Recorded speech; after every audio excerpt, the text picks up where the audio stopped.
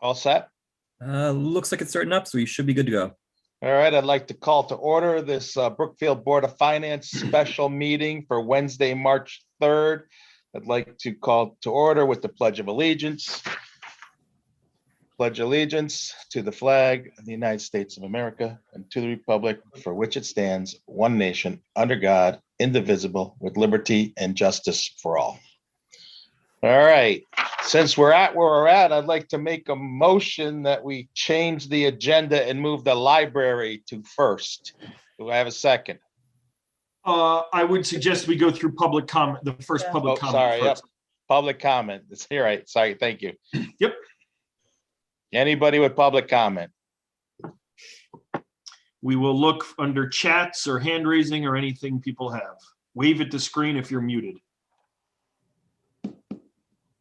None. Hearing none, I move that we move to the new business item of the library. I'll second. All those in favor? Aye. Aye. Aye. Motion passes. Yvonne, you're up. Okay, throwing a curveball there, Glenn. Thank you. Okay, so I'm going to share my screen, and for the Board of Selectmen, I couldn't put it on presentation mode and still advance slides, so I'm going to share it in this mode. Can you all see it? Yep. Okay, great. So I know you all know me, but for anyone watching at home, my name is Yvonne Check, and I am the director of the Brookfield Library.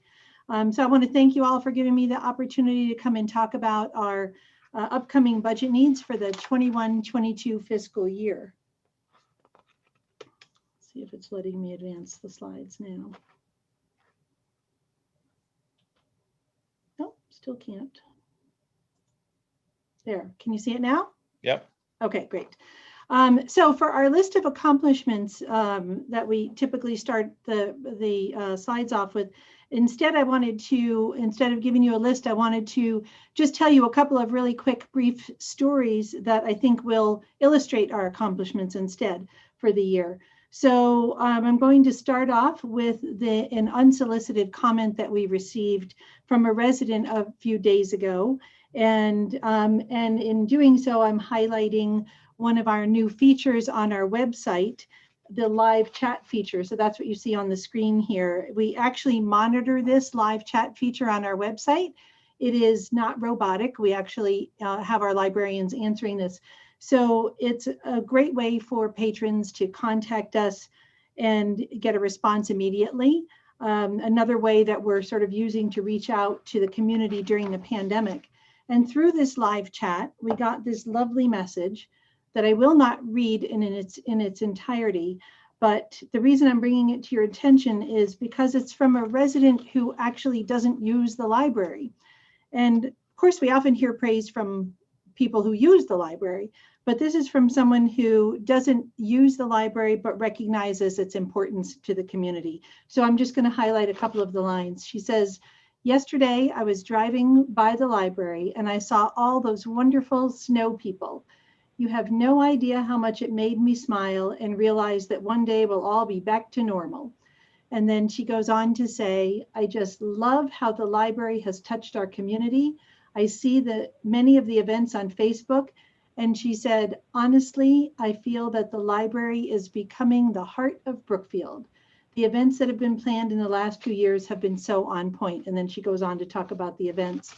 She does close by saying, "I just had to tell you this. Your library has kept us together and in the loop during a time that is very lonely for some." So it brought a smile to all of our faces. I hope it makes you feel the same. So I don't know why it's not advancing. Oh, there we go. This is what she was talking about. So there were in all 14 snow people on the front lawn at the library that day that she drove by. And you can see in this photo that even our snow people were socially distanced. So this event was a last minute addition to our Take Your Child to the Library programming, which is a national day to sort of mark the importance of bringing your children to the library. And our staff knew that we were expecting snow. So they said, let's make it work for us. And they put this together. The only thing we had to purchase was the carrots. And we got a donation of charcoal, and we even enlisted my mom, who is 85 years old today and a Brookfield resident, and she made all the scarves and donated them for the snow people in a 24-hour period. So this was a true community event, and I'm glad that it was appreciated. Another one of the examples of some of the accomplishments and things that we were able to do to respond to the needs of the community this year was this beautiful picture. Our staff knew that with masks, children wouldn't be able to see each other's faces or their teachers' faces when they went to school. So our children's librarian, Debbie, came up with the idea to make large buttons with smiling faces on them. And we did this with our makerspace equipment. So we had the principals on board, and soon we had not only requests for buttons for some teachers and some students, we had entire requests for entire classes to make buttons. So we set up a tent on the front lawn of the library, and people came by and brought us their photos, or we took a photo of them right then and there and made buttons for them. And then the last example for our accomplishments is in January of this year, just before the vaccine became widely available, people had so many questions, and our adult librarian, Rachel, understood the need for information in the community, and so she sprung into action. She organized this event with Maureen Farrell. I'm sure many of you know Maureen by now. She's been assisting our health department, and we had over 400 people watch that event put on by the library. And so how does all this translate to our budget? Of course, the library budget is what enables us to be able to serve the community in all the great ways that we do. So this is a list of some items that are different in this year's budget over last year's budget, and I'll explain each one as we go along. So this is our budget, and I've tried to highlight in colors here some of the things that we'll be talking about. The first line is non-union wages, and the reason I'm highlighting that is because it looks like it's just a 1% increase, and we are actually asking for a 2.25% increase for the entire staff. But the reason that shows as 1% is because we had in that line a couple of retirements and new people come on board, so we were able to realize a net savings in that line. So the staff in that line is getting 2.25%, we're proposing 2.25%, but the net effect was only actually a 1% increase. The next line looks like, oh my gosh, almost 14% increase. That's also not accurate because two items that were in other expenses below have been moved up into that line this year. So that's why it looks like that. That staff, the staff in that line is also, we are also proposing 2.25%. Two items that were moved into that line from other expenses are the contingency salary line and cleaning services. So on the cleaning services, with the funding that we were allocated this year, we opted to, instead of going to an outside contractor, to hire a part-time custodian in-house. And so we took the money out of facilities maintenance, and you'll see that looks like we're reducing it by 70%, but that the money was put in there and we moved it up into the part-time line. And if I could just talk for a moment about the salary contingency and explain that. Last year, when I spoke with this board and the Board of Selectmen, we all agreed that adding a salary contingency line was going to make sense because the salaries are calculated exactly with no wiggle room. And so what happens is you have sick time coverage, you have very often, especially lately, we've had a lot of retirements, and often there's an unused vacation that has to be paid out with those retirements. And sometimes that equals $6,000, $7,000 for unused vacation. So between that and sick time, we were having to cover that in other areas of our budget. And so it just made sense that we added a salary contingency line. And last year, this board agreed and put in $10,000 for a contingency line.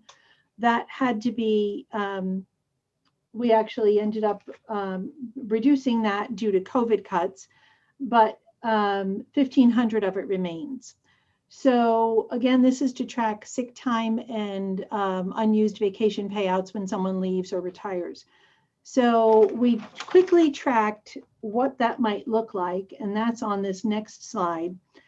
For just 2 months, we tracked sick time coverage for just the public-facing desks. We don't have to cover when a back office person is out sick for a day, we don't have to cover that person.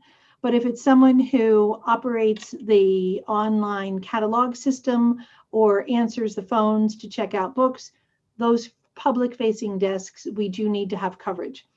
So over a 2-month period, it worked out to about 12 hours of sick time. And then when you apply the hourly wage and extrapolate it out over a year, we calculate that it would be about approximately $1,500 in the course of a year for sick time coverage. And then you add to that 1 or 2 retirements with vacation payouts of $5,000 or $6,000, and you can see how we could very easily get to 10,000. So back to the budget. And keeping in mind, obviously we had, just like all the other departments, we had cuts this year due to COVID. And for the library, that amounted to almost $14,000 from our non-salary line. So, which was moved into the town side to cover COVID expenses. So to juggle COVID cuts and absorbing the cost for vacation payouts and sick time, you can see that we get pretty thin in other areas as a result. So moving into other expenses, we could take a look at the, we already talked about facilities maintenance and repair. That was moved up into the part-time wages. Travel and conferences looks like a 70% reduction, or 64% reduction. And that, I believe, is a one-time savings that we can calculate because, of course, we're not doing in-person conferences, and we don't anticipate that to really pick up until the last part of this budget year. So I think we can realize a one-time savings there. And then the other item of note is our technical supplies, which is line 56116. That's where we buy all our books. That's where everything we have in the library for lending comes from that line. And this requires a little bit of explanation. Last year, in the first round of budget approvals pre-COVID, we requested $83,194 in this line, which represented about a 2.5% increase over the year before. And that was approved. And then we all took cuts to be able to, again, support the town's COVID budget. And so 5,000 came out of that line this year. So this amount, 83,194, is actually a flat budget over what we requested and what was initially approved last year prior to COVID cuts. And as you're going to see when we get to priority requests, that replacing some of our outdated books is a real need. And so continuing to absorb additional cuts to this line is especially problematic. And so we're requesting that this be restored to what was initially approved last year. The only other thing of note to talk about is technology-related software, and that increase simply represents the difference in cost of services year over year, which isn't much in our control, and that's due to digital services. That's where our digital services come from. So people have realized that things like digital magazines, ebooks, streaming services, these are all in demand this year, and unfortunately, some prices have been raised. So that is our operating budget explained, and I will go on to our priority request. We have one priority request this year. We are, of course, very grateful to the Board of Selectmen and the Board of Finance for giving us enough funds last year to solve the problem that we had with insufficient cleaning. And again, grateful for recognizing our need over the past many years for a few additional part-time staff members. And so apart from the contingency salary line, this remains the one request that we have been bringing to your attention the last few years, and that is the need to replace sections of outdated books. And just quickly, over the years, lean budgets and the issue that I just explained before has had us digging into this line to cover other expenses. And that has meant that we've had to keep a lot of books way past their useful life. And I'll give you just one example. The children's nonfiction collection, so that's, again, books with true information, 60% of the children's nonfiction collection was over 40 years old. And that's topics like geography, technology, science. When it gets to be 40 years old, it's just no longer valid information in most cases. So this request of 10,000 and change is will help us update some of the oldest sections in our collection. And we did request this last year. Again, it was not approved last year, so this is in our request again this year. Any questions before I go to capital? Nope, go ahead. Okay. What percent of the collection need will that 10,000 represent in terms of turnover? So $10,000 buys us approximately 500 books. Okay. We have approximately 62,000 books in our collection right now. Okay. Okay. So the next thing is our capital requests. So, I had a question still. oh, yes. Did you open to the public last year?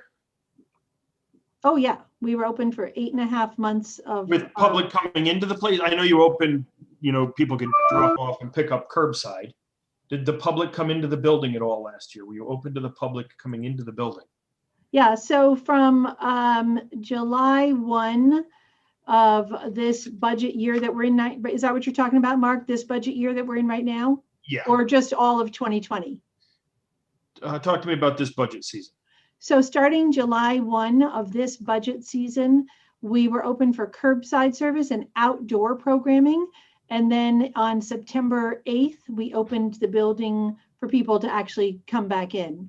And we were open from September until, so September, October, and November, when we closed again toward the end of November, when town offices closed again, when we had the spike in numbers on the advice of the health department.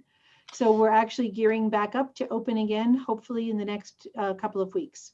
I hope that things continue on a path where you can. I know there are a lot of factors, that have to be considered. Right, and we want to support you when you need to open.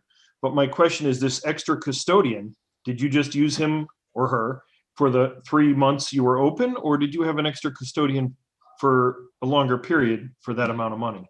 The custodian came on board probably, I think the start date was around September or October. So they didn't come on board while we were closed. I think they started, I'd have to go back and check the start date. And are they still working? They are working, and they are doing a lot of deep cleaning that has not been, I don't think, ever done here. But that was one of the biggest issues we had last year, was insufficient cleaning of the building. So they are doing things, to really get us in shape for, and of course the staff is in the building every day. So they're still cleaning bathrooms, vacuuming the floors. And Yeah, but you still had a normal custodian service for that. I'm just strictly asking about. No, we didn't have the normal custodian service for that. That was replaced. We no longer have the cleaning contracted services. We instead hired the part-time custodian with that money. Gotcha. Right. Thank you. Yeah.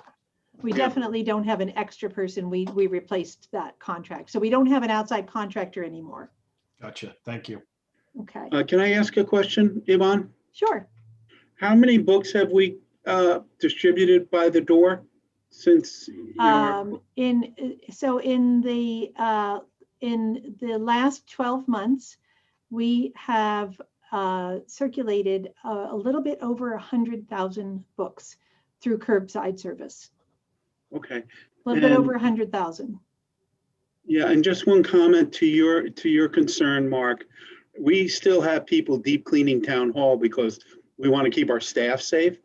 And I think we're doing the same at the schools and we're doing the same at the library. I think it's a safety issue. And there was a swap here from eliminating the outside cleaning company to internal people, and it's working much better. Would It you is agree? working really well. Where for the first time, we actually have clean bathroom for the staff to use, and I can't tell you what a pleasure that is. I heard you explain that, Yvonne. Thank you. Okay, so we're going to move over to talk about capital. And the first item on this chart is actually in the Public Works budget. But the reason that I'm just bringing it up is because it is about the library building, and because I have some information and photos to share that I think will support that. So, so what I wanted to give support for is the Public Works request of replacing the windows and doors in the library. And we have a very outdated door opening system with a push button for handicap access, and it's on a timer. It's not on a sensor. So, and it's a double set of glass doors. So it's set properly. There's nothing wrong with the way it's set. It's been checked several times, but it simply takes some of our residents who are mobility challenged longer to get through that double set of doors than the timer can possibly allow. And what happens is the doors swing shut no matter who's in the path. And we have actually had sustained injuries as a result. So we've had cases where the door has swung and hit a child and knocked them over and they got a bump on their head. We've had cases where the door has hit people in wheelchairs, people in walkers, parents carrying children. It's just a system that needs to be replaced. And so I want to just share with you, we tracked incidents over just 1 month period of how many times the door causes an issue, whether it hits someone, hits their wheelchair, hits their walker, knocks over a child, hits somebody in the arm. And we tracked, this is just what we could see. We weren't obviously looking at it 100% of the time, but in 1 month, we tracked 10 incidents. So I think that is pretty strong evidence to say this system needs to be replaced. So wait. Why aren't we replacing that now? Why are we taking on a liability of incidents and an issue, and we're waiting for a budget season to pass, which is still 4 months away? Wasn't this in last year's approved capital by us that we just couldn't get to referendum? We had already had this discussion last year. Yeah, it was approved last year, Glenn, and then all capital projects got put on hold. So the ones that had to go out to bond anyway, so that's why it wasn't done. The door sensors had to go out to bond. They're not like, what is the cost of the door sensors? I mean, we can't chop that out somehow and manage it through operation.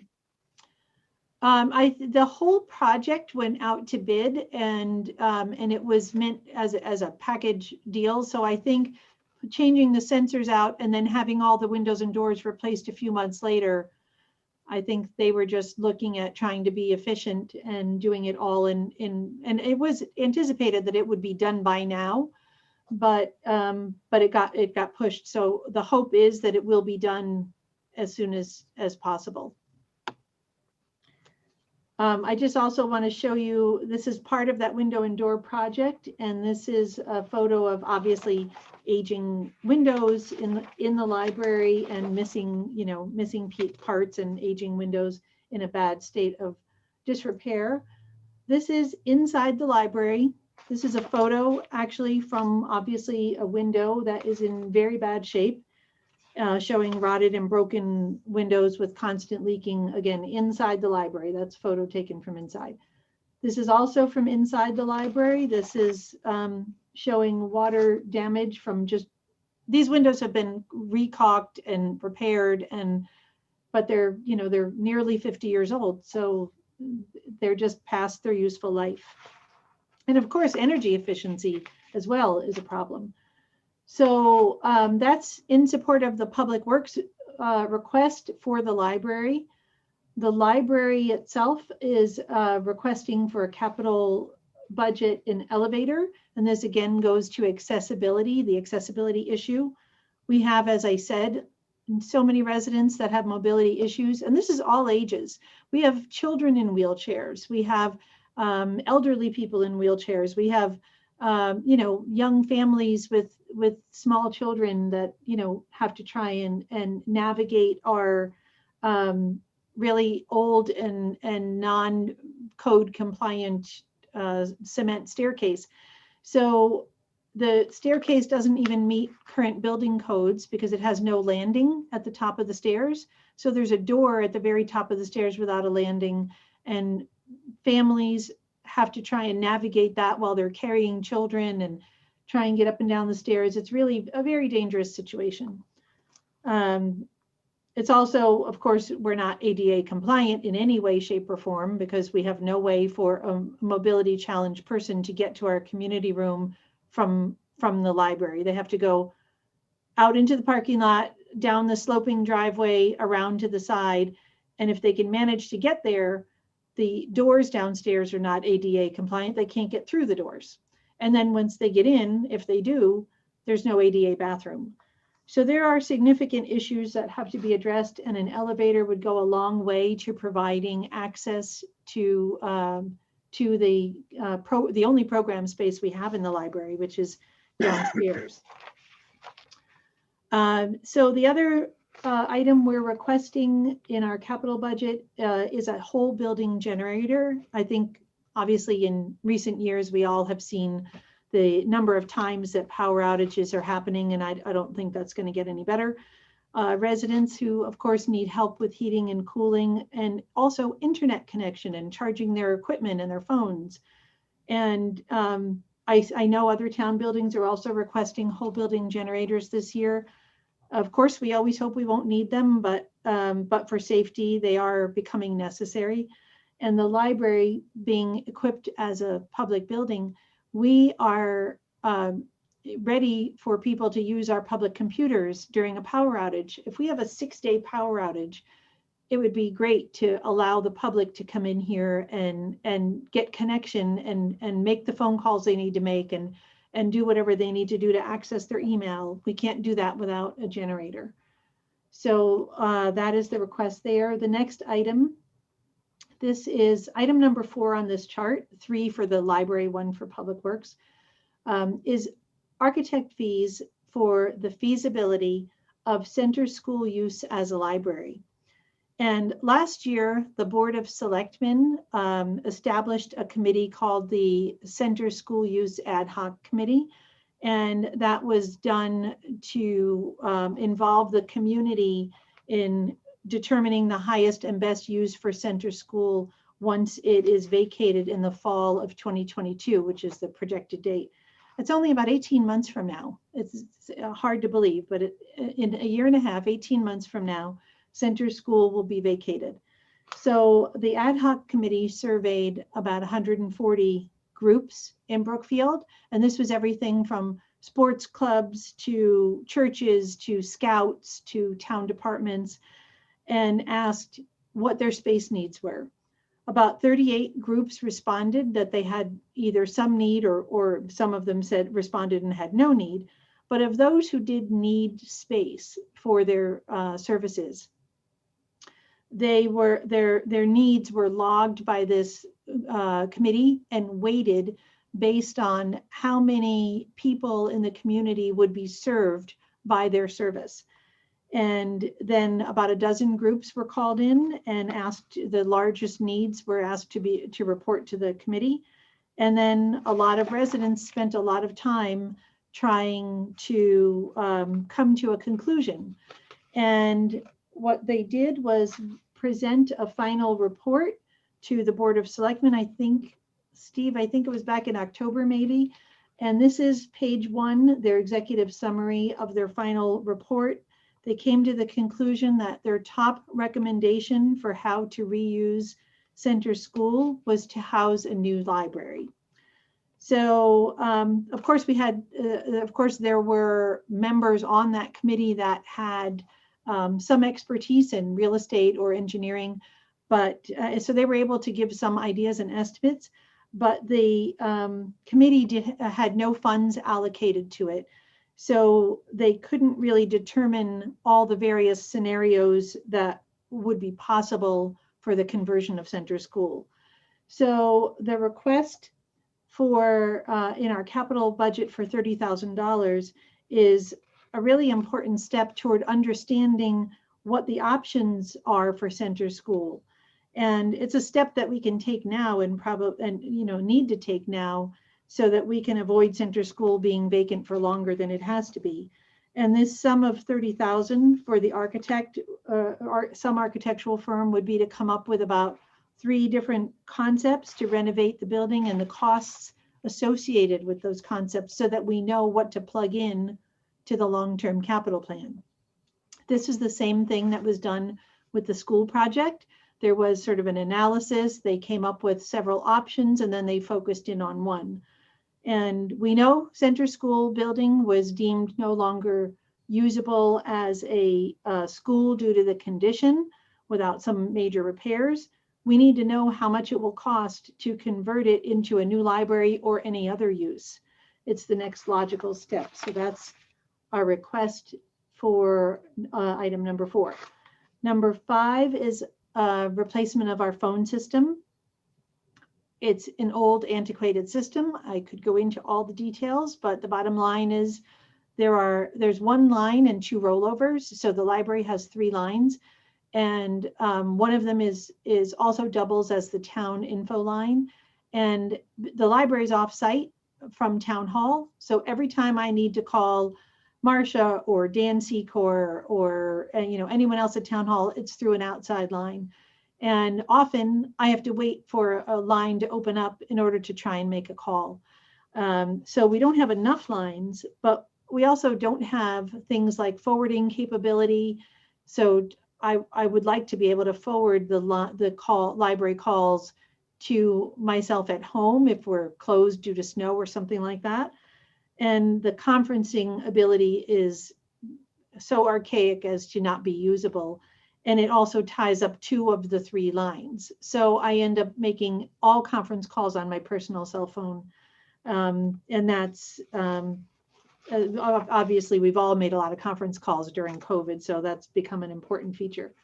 So phone system is, we're requesting replacement of our outdated phone system. This is all of the things that I just talked about laid out in our 10-year capital plan. And we truly hope, of course, that funding for a new library can be moved earlier than 2028, but right now that's where the plan stands. And any questions?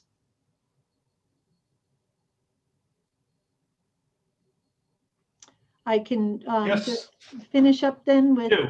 oh, sorry, go You ahead. want to take questions as we go on that? So you want to move to Center School, and I think that's a great idea. I think it'd be a great use of that building. Do we have you put any of your feelers out like you did for building a new school yet to see what the town support would be? Do we have any feel on that yet? You mean like a survey? Yeah. We haven't done a formal survey, no, but we don't actually know if Center School is going to be designated for the library. It hasn't been that hasn't been established yet. We do have a lot of people in the community who talk to us or mention to us that they think it would be a great fit.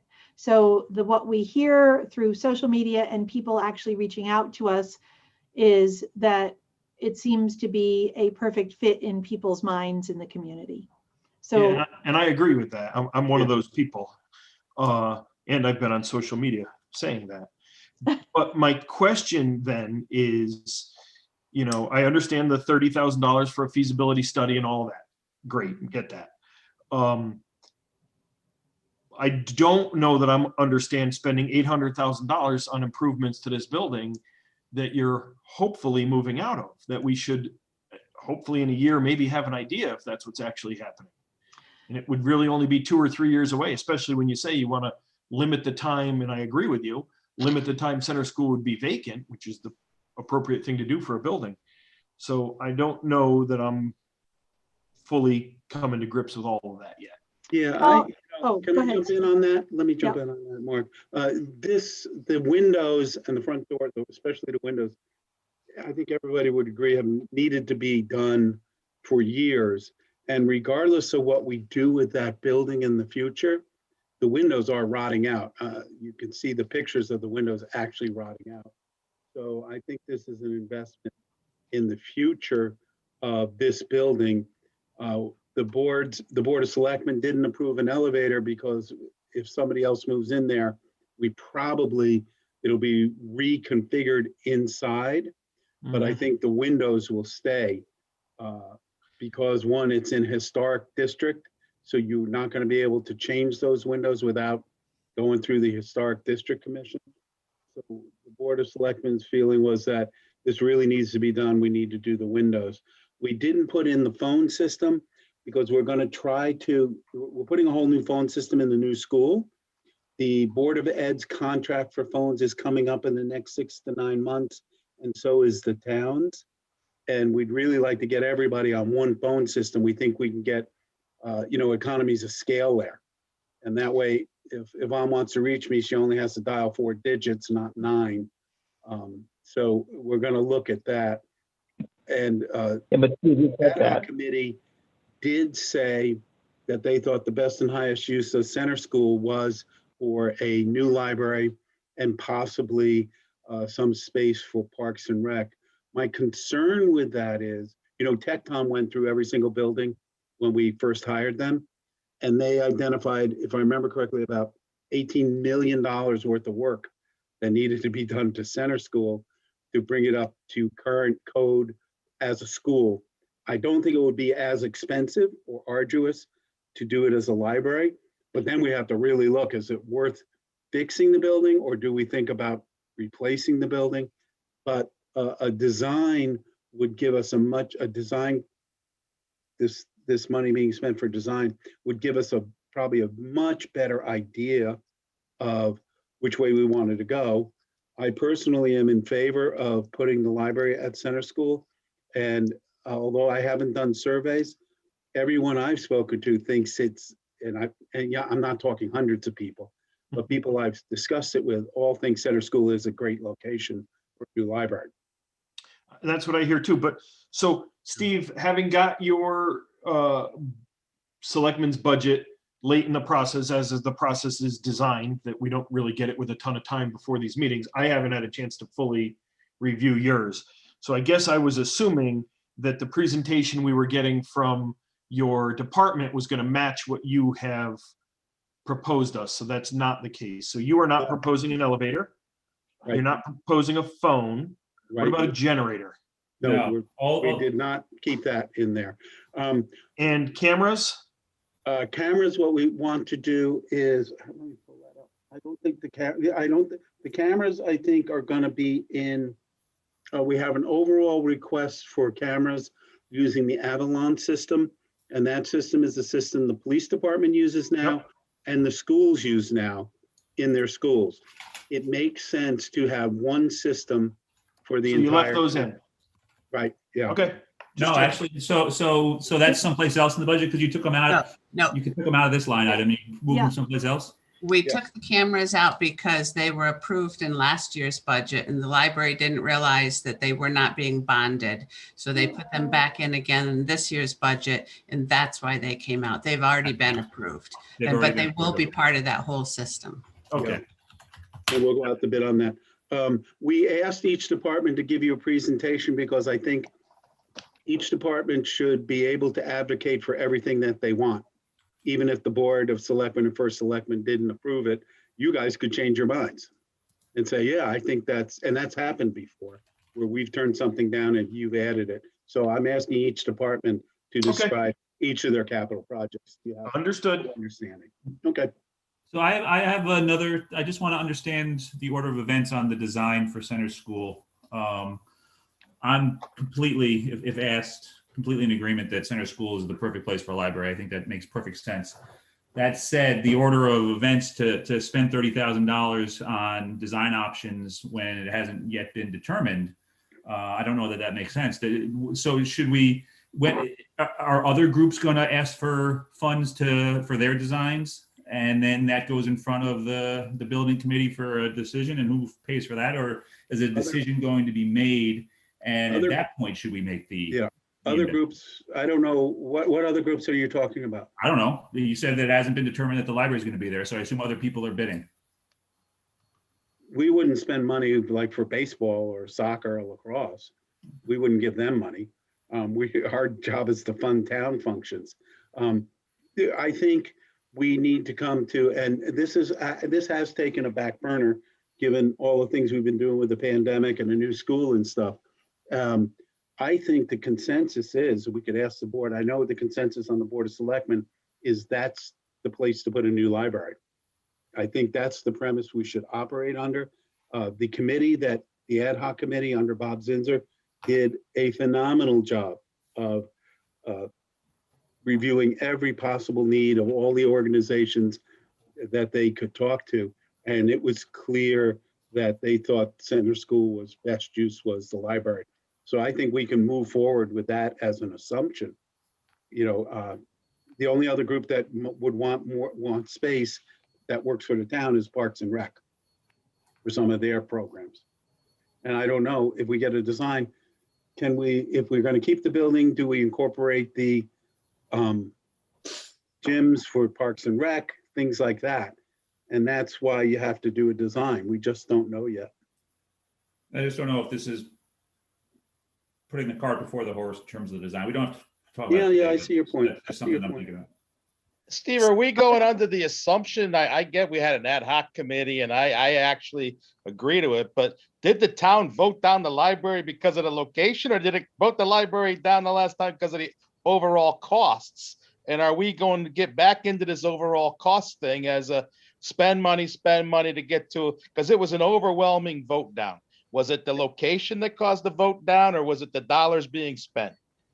Glenn, if I could just answer that a little bit, because we did have a lot of feedback after that referendum, which was not successful. And the feedback that we got was that people did not want to commit to a capital expenditure because the school project was unknown at that time, and they felt like the school project had to come first, and that they didn't want to entertain any other capital projects until that cost was known and until that project was done.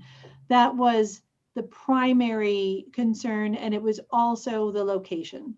So those were the two things that we heard almost completely. Those were the two reasons, the strongest reasons for voting it down.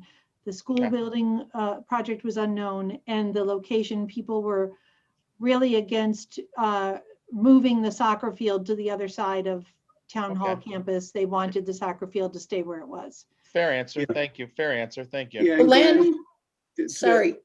Betsy, unless well, Glenn, it's up to you whether you want to allow others to speak.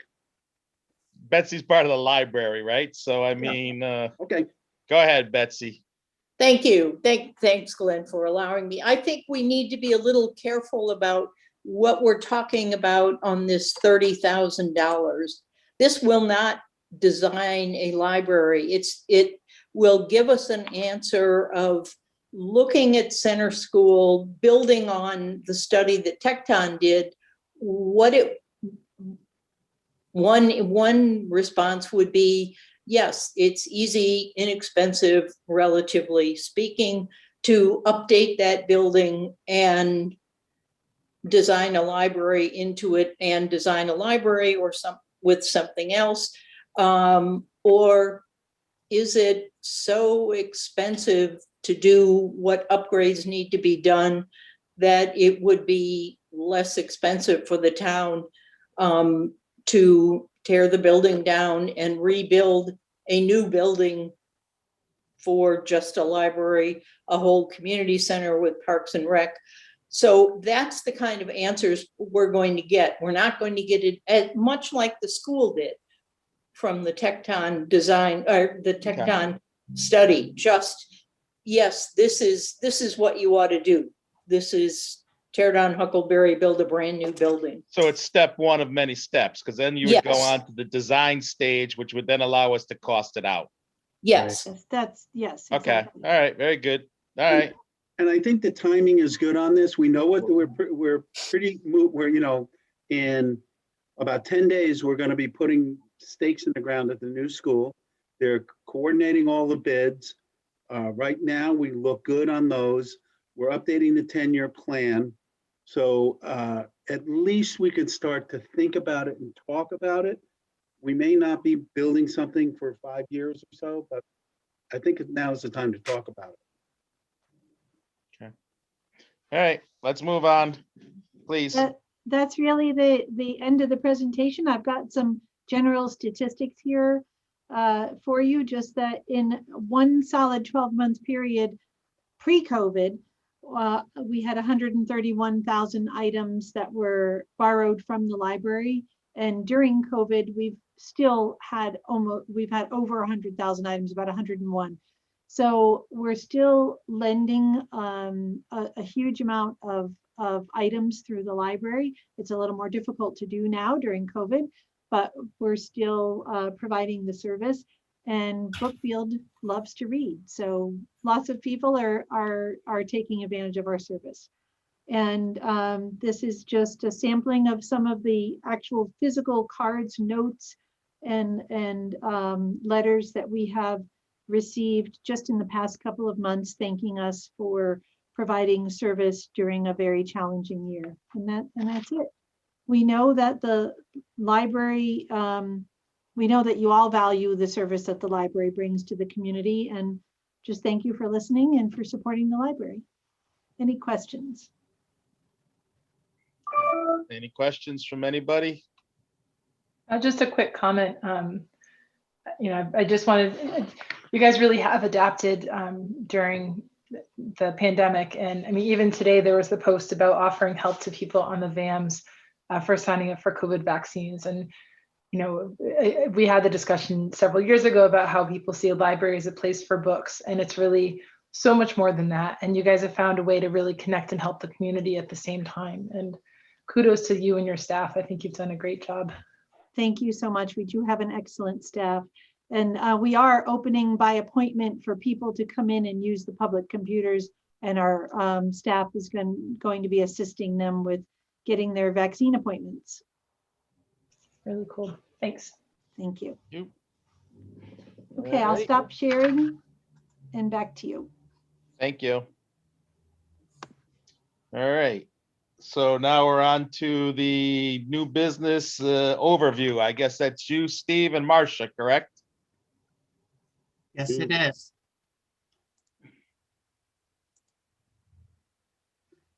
All right. Let me just get my cursor at the right screen. So we want to give an overview of the things that you don't get other places. This is an overview of the budget. The town operations are set at 1.6%. The cap of the school is 2.98%. Mill rate is 1.49%. And we just want to show how we got there because you all saw the screen last week. So let's talk about the revenue first. The revenue, the driver for the revenue are the assessments and the assessments, and the screen is a little different than I gave it to the selectmen because there was a correction to the grand list. The assessments increased 1.16% over last year. And the average, except for the reval year, and this shows the grand list. This is the gross increase in the assessments, and this is the net. But that since, except for the reval year, it's been 1.05% per year. And when we did our 10-year model, it was estimated at 0.94% because that was the average at that time. So we've been doing well with this. Once we know the assessments, then we have to figure out what, it's a mathematical issue, but we want to figure out what collection rate we would use. And in the past, we've used the last 5 years of collections, which would be 99.01%. We've been a little less than that. This year, the year 20, we can understand, but we've been slightly less than that each year. That of the last 4 years, it was the 5 years ago that made the difference there. So we're still using the 5-year average, but if you were to say, well, I think that's high, we want to reduce it some, this would be the basis for doing that. When we look at the back taxes, again, we're using the 5-year average that of the history of back taxes. But one thing we want to note is our back taxes are up. And the last time our back taxes were up in 2015, the collections of back taxes went up in 2016.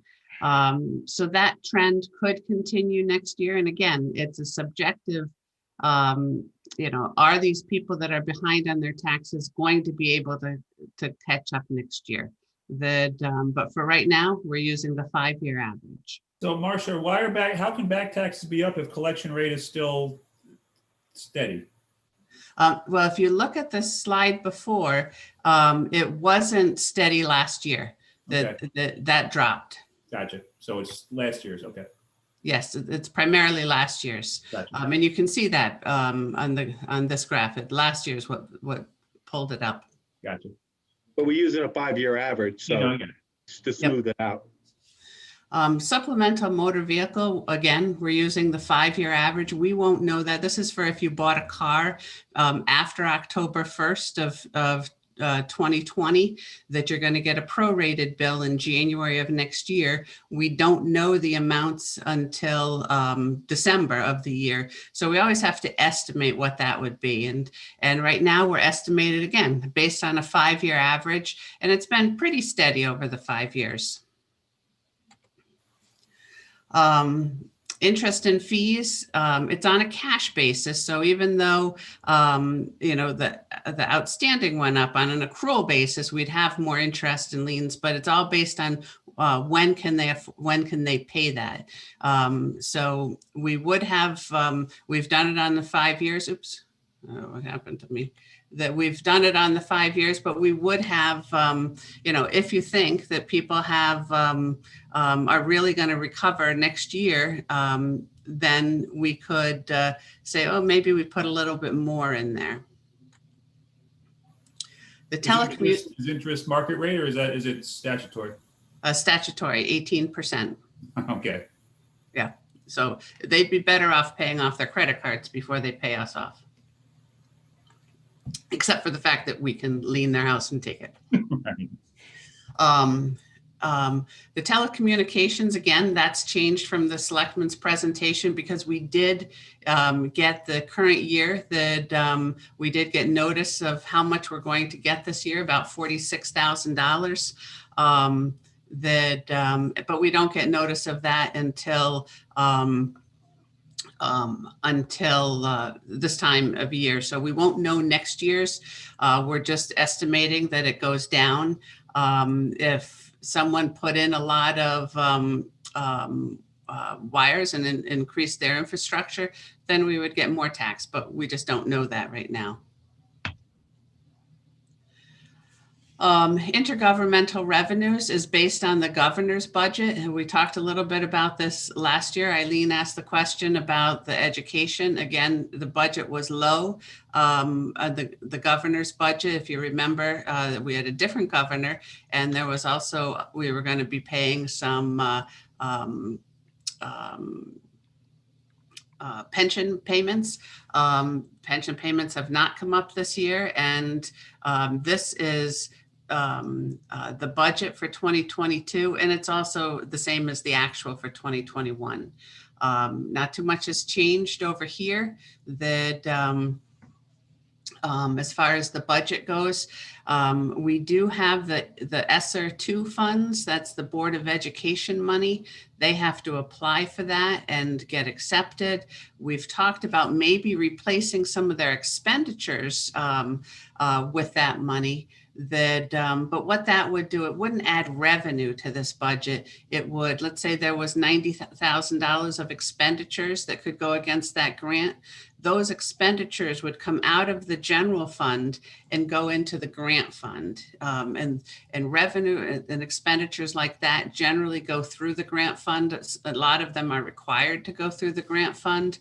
And it's best practice that they go through the grant fund because they are reimbursement prepayment grants. So that does not show up in here. And that's the reason why. But with respect to the special revenue fund for the Board of Ed, they're very used to this. They've got about 25 different grants every year that they apply for and account for, and the state's rules on budgeting are actually much more strict than the town's rules. Land use, there's not too much going on with these little numbers here that, again, 5-year averages. The one that's interesting is the building permits. And we've tried, we don't have the exact data, but we've tried to divide it between recurring and non-recurring. And the recurring fees, we're going to budget based on, again, trying to divide those out as best we can in the past years as the same as an average of the last 5 years. That this year has been very high as people do a lot of projects on their houses and buy generators. You could make a case that it's going to stay a little bit higher, and that would move this figure up. Well, no, that should be on the non-recurring ones, like the example of a generator. Well, the way we divided it is $25,000 and above. That because we're trying to track and I guess it's maybe instead of recurring and non-recurring because the same person doesn't put a deck on twice, but their neighbor might. So what we're trying to track is maybe not recurring and non-recurring, maybe special projects. Large projects. Large projects. So we used the cutoff of 25,000 this year.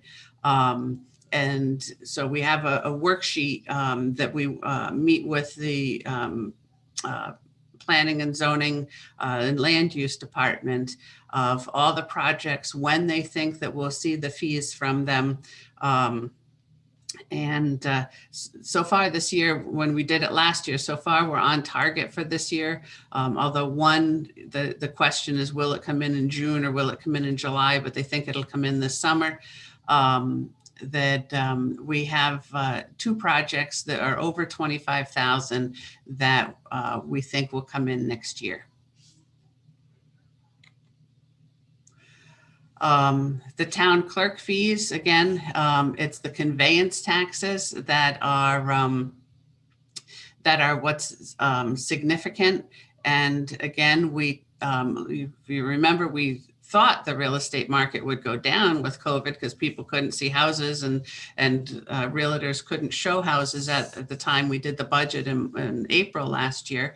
But that was not the case. The real estate market is booming because people are staying home and buying houses, and also because people are refinancing. So we're seeing a lot of activity there. But again, we did it on the 5-year average. Interest is just very depressing. That, we have to take both sides. We can't earn a lot of interest, but just not pay a lot of interest. That's just not the way the system goes. So we are just doing terribly in the interest earnings. We're doing as best we can, or that anyone can, and we're limited on what we can invest in. But this is far offset by the savings of the low interest on the new bonds. We want to talk a little bit about debt. And when we first talk about debt, I want to talk a little bit about the premiums on bonds. We keep talking about this premiums, but I want to make sure to explain what that is. That so if you think about, if you go and buy a house or get a new mortgage, you pay points up front, and you have the choice. If you pay more points, then your interest rate is lower. If you pay less points, your interest rate is higher.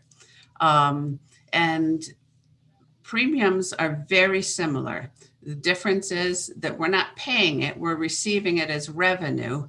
And the second difference is we can't pick. We can't say, oh, we want a higher premium and have higher interest rates.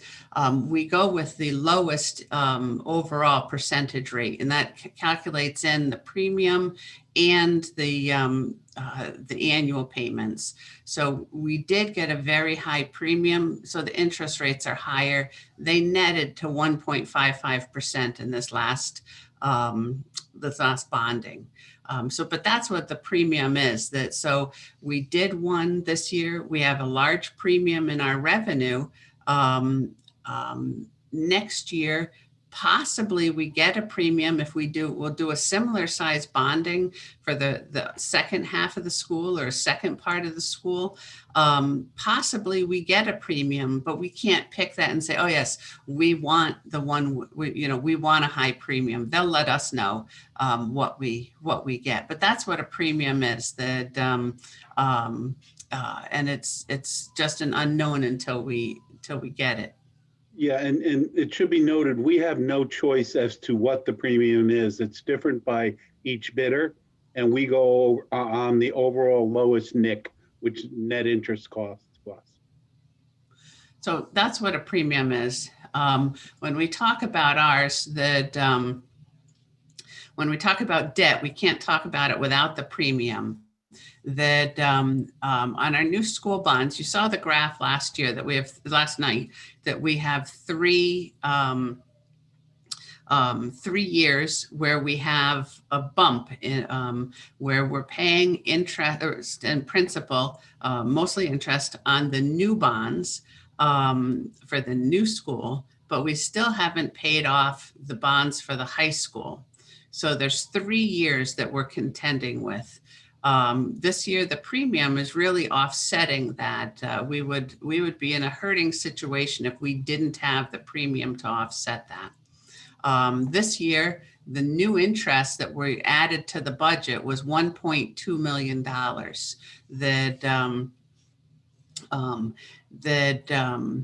The total premium we received was $1.8 million. And because it's tax exempt bonds, there's a lot of rules to that. We have to use, within 18 months, we have to use that premium of at least $1,677,000. So that's what we've put in the budget to show that, yes, we're using that to offset this and other debt. The rest of it can be saved in fund balance. And we talked again about this last year. The other assumptions in last night, the other assumptions in debt is that we're not planning on any bond anticipation notes. I would love to see us get out of that cycle of bond anticipation notes, and this year it'll be easy because we'll add it to the school debt, anything we bond. In future years, that it would be great if we had enough fund balance. The projects don't get going fast, that that it takes a while to get everything out to bid and things, that instead of automatically going out for bond anticipation notes, let's look at the cash flows and see if we can self-finance and every 2 years or 3 years go out for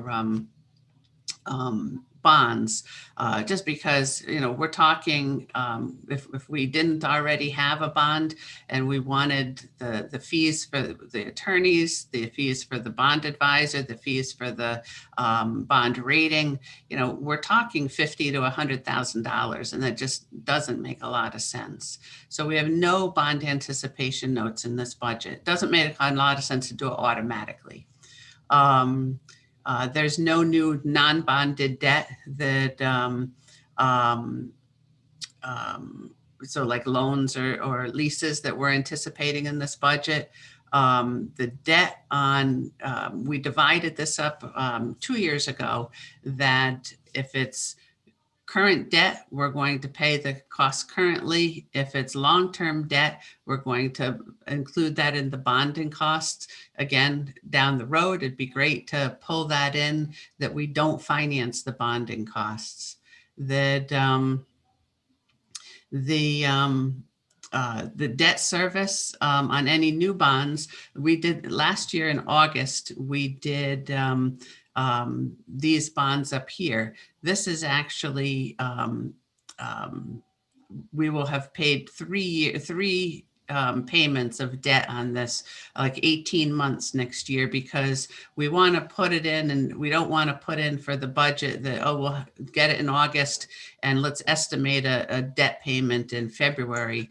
That so we'll do the same thing, I would anticipate, with the next bonding. So if we take out more bonds in August of 2021, we'll schedule the first principal in until 2023. So, but wait, hold up. All right. So, to the Board of Finance, I have a bunch of questions on the debt service and bond premium. Should we do that tonight or save it for deliberation? It's up to.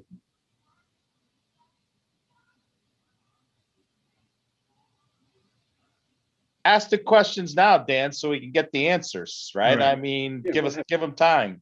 Yeah. So, I see on the budget summary, the debt service line that's up by 17.7%, $5.8 million, and then down below other financing sources, the 1.68, which is the premium. So you net that out, and the net debt service is actually down year over year. Because of applying 100% of the premium to this year's debt service. Is there an option? I know that you have a minimum amount that needs to go to debt, but is there an option to smooth that out and take some this year and some next year? Well, that's what we're doing. We're taking 1.677. We changed that, right? And Yes, so the 1.677 is in 2022, and anticipating to take the rest in 2023. We're manipulating that in a legal and honest way to get that into revenue next year. We actually received it this year, so we could take it this year and not any other years. Yes. Right. So, but you have to take 1.677 as a minimum this year. We have to take that within 18 months. So we could take it in 21, or we could take it in 22. We could not take it in 23. You take it in 21 or 20. Oh, okay. Yeah, I just get it. So there's going to be 23, unless we get a similar premium on the next financing, there will be a bump that won't be offset by a premium. So we're able to absorb the 17% gain, the $800,000 gain in debt service this year, because we have an even greater. We're actually, net down if you combine those two lines, but we're at risk next year unless we can replicate the premium. And we have some other ideas of what we could do that if we had, for example, $700,000 in the capital non-recurring that we were going to transfer into the general fund this year, but our general fund revenues are up. Maybe we don't transfer all of it and we hold that over to offset 2023. We've got Competing priorities. pardon Yeah, me. I said competing priorities. correct. Yep. Oh, absolutely. But right now it's in this year's revenue. And the question is, would we need it? And so before your meeting on Wednesday next week, I want to do a good projection of the revenue so you can see where we stand. The other one is that we may, and I don't know the rules yet because it's just passing the Senate this week. We hope we may get more money that we might be able to reimburse our contingency, our COVID contingency. So that might be, we may have a budget surplus this year. Do we do the same thing this year that we did last year? Move that into capital non-recurring and then transfer it back to the general fund as revenue if we need it. There's those options would be having a premium, saving surpluses to offset this big jump. And then the last one is, funding, paying less in cash for capital and in the years that those hurt. But How come all of a sudden over the last 2 years we've gotten such huge premiums and didn't get them in the past? What's the driver of that? Interest rates. Can you repeat Is that? interest rates, John? Low interest rates, absolutely. Yeah. Okay. Yep. So people are willing, so the way this worked is in August, we issued $35 million worth of debt. And what the market did is they said, we're going to give you $36.8 million. So that extra $1.8 million of cash that came in the door is the premium that the investor is willing to pay in order to receive the yield that's built into these bonds because of the low interest rate environment. So it's kind of strange, but it's Markets just, are nuts. yeah, it's the market. And I wouldn't be surprised if we go, out to market in August that we might have a similar premium, like you're saying, Yeah, we've talked to our financial advisor this week. Last week, late last week, and he is of the opinion that we will be, if we go out this summer for the second half of the school, we're going to receive a similar rate as we did last year. I agree. The rates have not changed a lot. So I agree. we're looking at a max of probably 2%. I don't know if we'll get 1.55 again, but probably 2 is the ceiling. and we also let him know that if he sees the rates going up, we want to be ready to jump on it before then, so that we can get the best rates. So to keep us in his radar and to watch that. Yeah. So I just want the board to recognize that this is a windfall that we're getting, and should be. I agree with you, John, that we should be able to get it again if we bond again. But it is a risk item if something changes in the market that we'd have to absorb a $1.7 million, delta if for some reason that market changed. I don't think it's going to change, but it is something to keep in mind as we watch it. Yeah, you're right, Dan. We have to be very careful. These are not continuing payments. They're one-time payments that we can use over 18 months and then they're gone. Yep. And we really have to be careful how we use them. Yeah. Okay. Thanks, Glenn. That's all I have. Okay. All right, let's talk about transfers. That we transfer money from the general fund to the capital non-recurring fund for our cash that we pay in capital. And this is how we calculated the number, the approximate number that we wanted to transfer. That we've got our 10-year projection that, what we said in that was that we would take the additional taxes, and there in the budget books is a calculation of where this number came from. We would take the additional taxes and we would apply that to our cash for capital because we felt as though, you know, we've got a lot of debt and not a lot to show for it over years and years and years of bonding for small things. And what we wanted to do was to bring our cash paid for capital up to $5 million a year and just pay for Really big. just pay for the really big things, over $1 million or $2 million with bonds. So that was the plan before the pandemic. And we still have just as many needs with the pandemic. So we took, this is the number, 2 million was what we were going to pay in our original budget in 21. That we cut that when COVID hit. So we only put in 1.4 million. And so we calculated this to say, okay, we'll add the new development just as we had promised in the capital plan. We'll try to stick to that.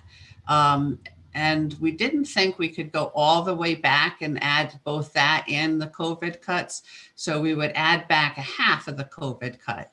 And that's how we got to the 2.2 million. Any questions on that? All right. Contingency that we estimated the contingency at 1/2 of the total budget. Again, we talked about this last night, that that was in the fund balance, the draft fund balance policy that we have, but we haven't agreed yet on that 0.5% in that policy. That and it would be covered unanticipated costs by reducing other costs. It's town and school purposes. And we have one union that would need to come out of here, the increases. We've got them flat. That's best practice when the union contract isn't negotiated. And for every 1% that their salaries go up next year, it's about $14,000. Which union is that? The CSEA, those with the administrators union. For the school? For us. The school has one Town too. administrators. The school has one too. I don't know where they put that in their budget, if they budget flat like we do, or if they estimate a number in theirs. But both of our administrative professionals will be up on July 1st. So theirs are going. How many employees are in that union in our town? About 60, 65, I believe. Thank you. That I don't know. Get you an exact number. No, that's good. Round's good. All right. So that's how we've calculated the contingency in there. And if you want me to keep going, that was the overview, but you had also put on their salary increases. You want me to keep going with that, or you want more questions? Go ahead, keep rolling. And I'm gonna have to, my husband's coming home in a minute and the dog is here, so I might have to mute myself. So the first thing that's been confusing to everyone, and Ricky gave me an idea for a simple schedule, that is accrued payroll.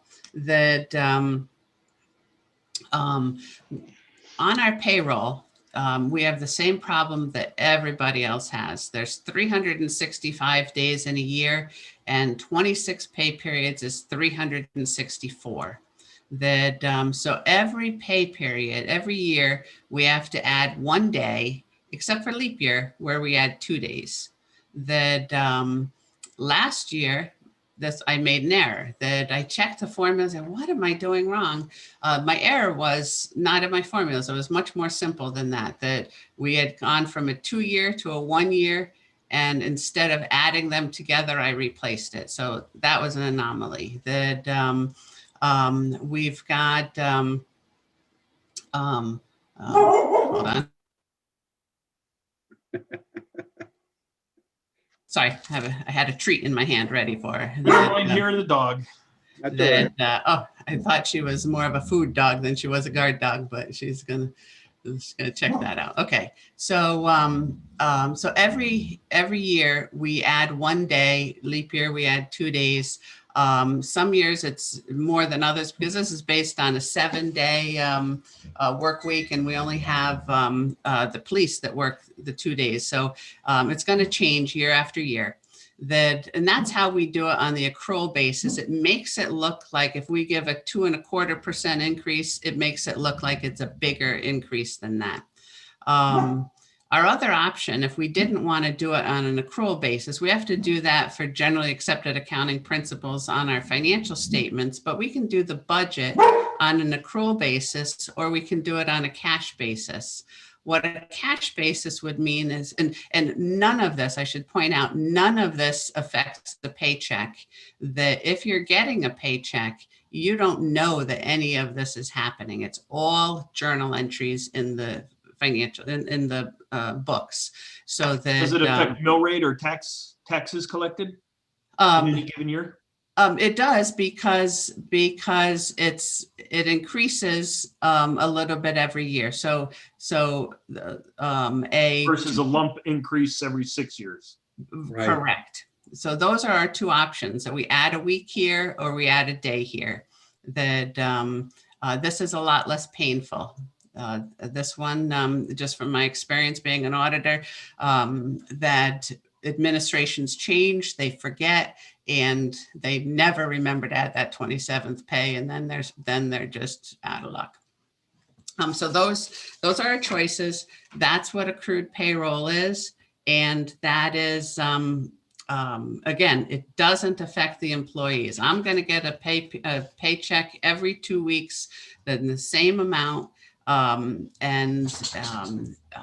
would, except the fact that I do this accrual, I would have no idea that it's going on in the background. So let's look at our payroll increases this year. That we have, I've divided it into the different categories that we use on our financial statements. That we have elected officials, non-union, union, part-time. Those in the theory between part-time and seasonal or sporadic is, if you look at half a year, this should be half a year spent. That these are regular hours that they work year round. This one, you could look at this and it could be 90% spent. If it's you know, the grounds crew, it could be 90% spent in September. Overtime wages, there's only really 3 places where we pay overtime is police, snow plowing, and some of the other summer work for Parks and Rec, and a little bit in finance. Police other wages that they get holiday pay, they get specialty pay, they get, so everything is kind of grouped together, training pay. Then the firefighters, if you were trying to tie this out to anything else, the firefighters retired and active get their stipends and their pension. So this was our total payroll last year. We had 2 unions, Public Works and Police, that were in contingency last year because the contracts weren't done, just like CSEA this year. So you approved those transfers at the last meeting. We offset some of these, so it wasn't in the exact amounts. But that was their last year. So if we had known what their percent increase was going to be, this would have been last year's budget. So that's our base. We have the accrual adjustment in there that we just talked about. We've put in for everyone except for CSEA, the same as the union contracts, that we have 2 of the 3 union contracts that will be active. Talk about a 2.25% increase. So Marcia, I'll stop you there. Okay. So you chose the 2.25% increase to match the unions that are already in play. What are our area towns doing right now? What are the area towns elected officials doing in our area towns? And what are the overall projected budget increases on non-union salaries in our surrounding towns? We don't have that information. We can call around and ask. Steve, it's zero. I did all the information, did all the calls. It's 0%. Everybody's projecting a 0% pay increase for their first selectman except for Newtown. Everybody's in mayors. Everybody is projecting a 0% increase for the non-union wages in their projected budgets. I've done that through all of the presentations. I've gone through them all. So I'm wondering, why are we sitting on 2.25 as an overall salary increase, other than it's matching old union contracts? So they're not old union contracts. They were as of July 1 of 2020. Okay. And this has been our practice in the past.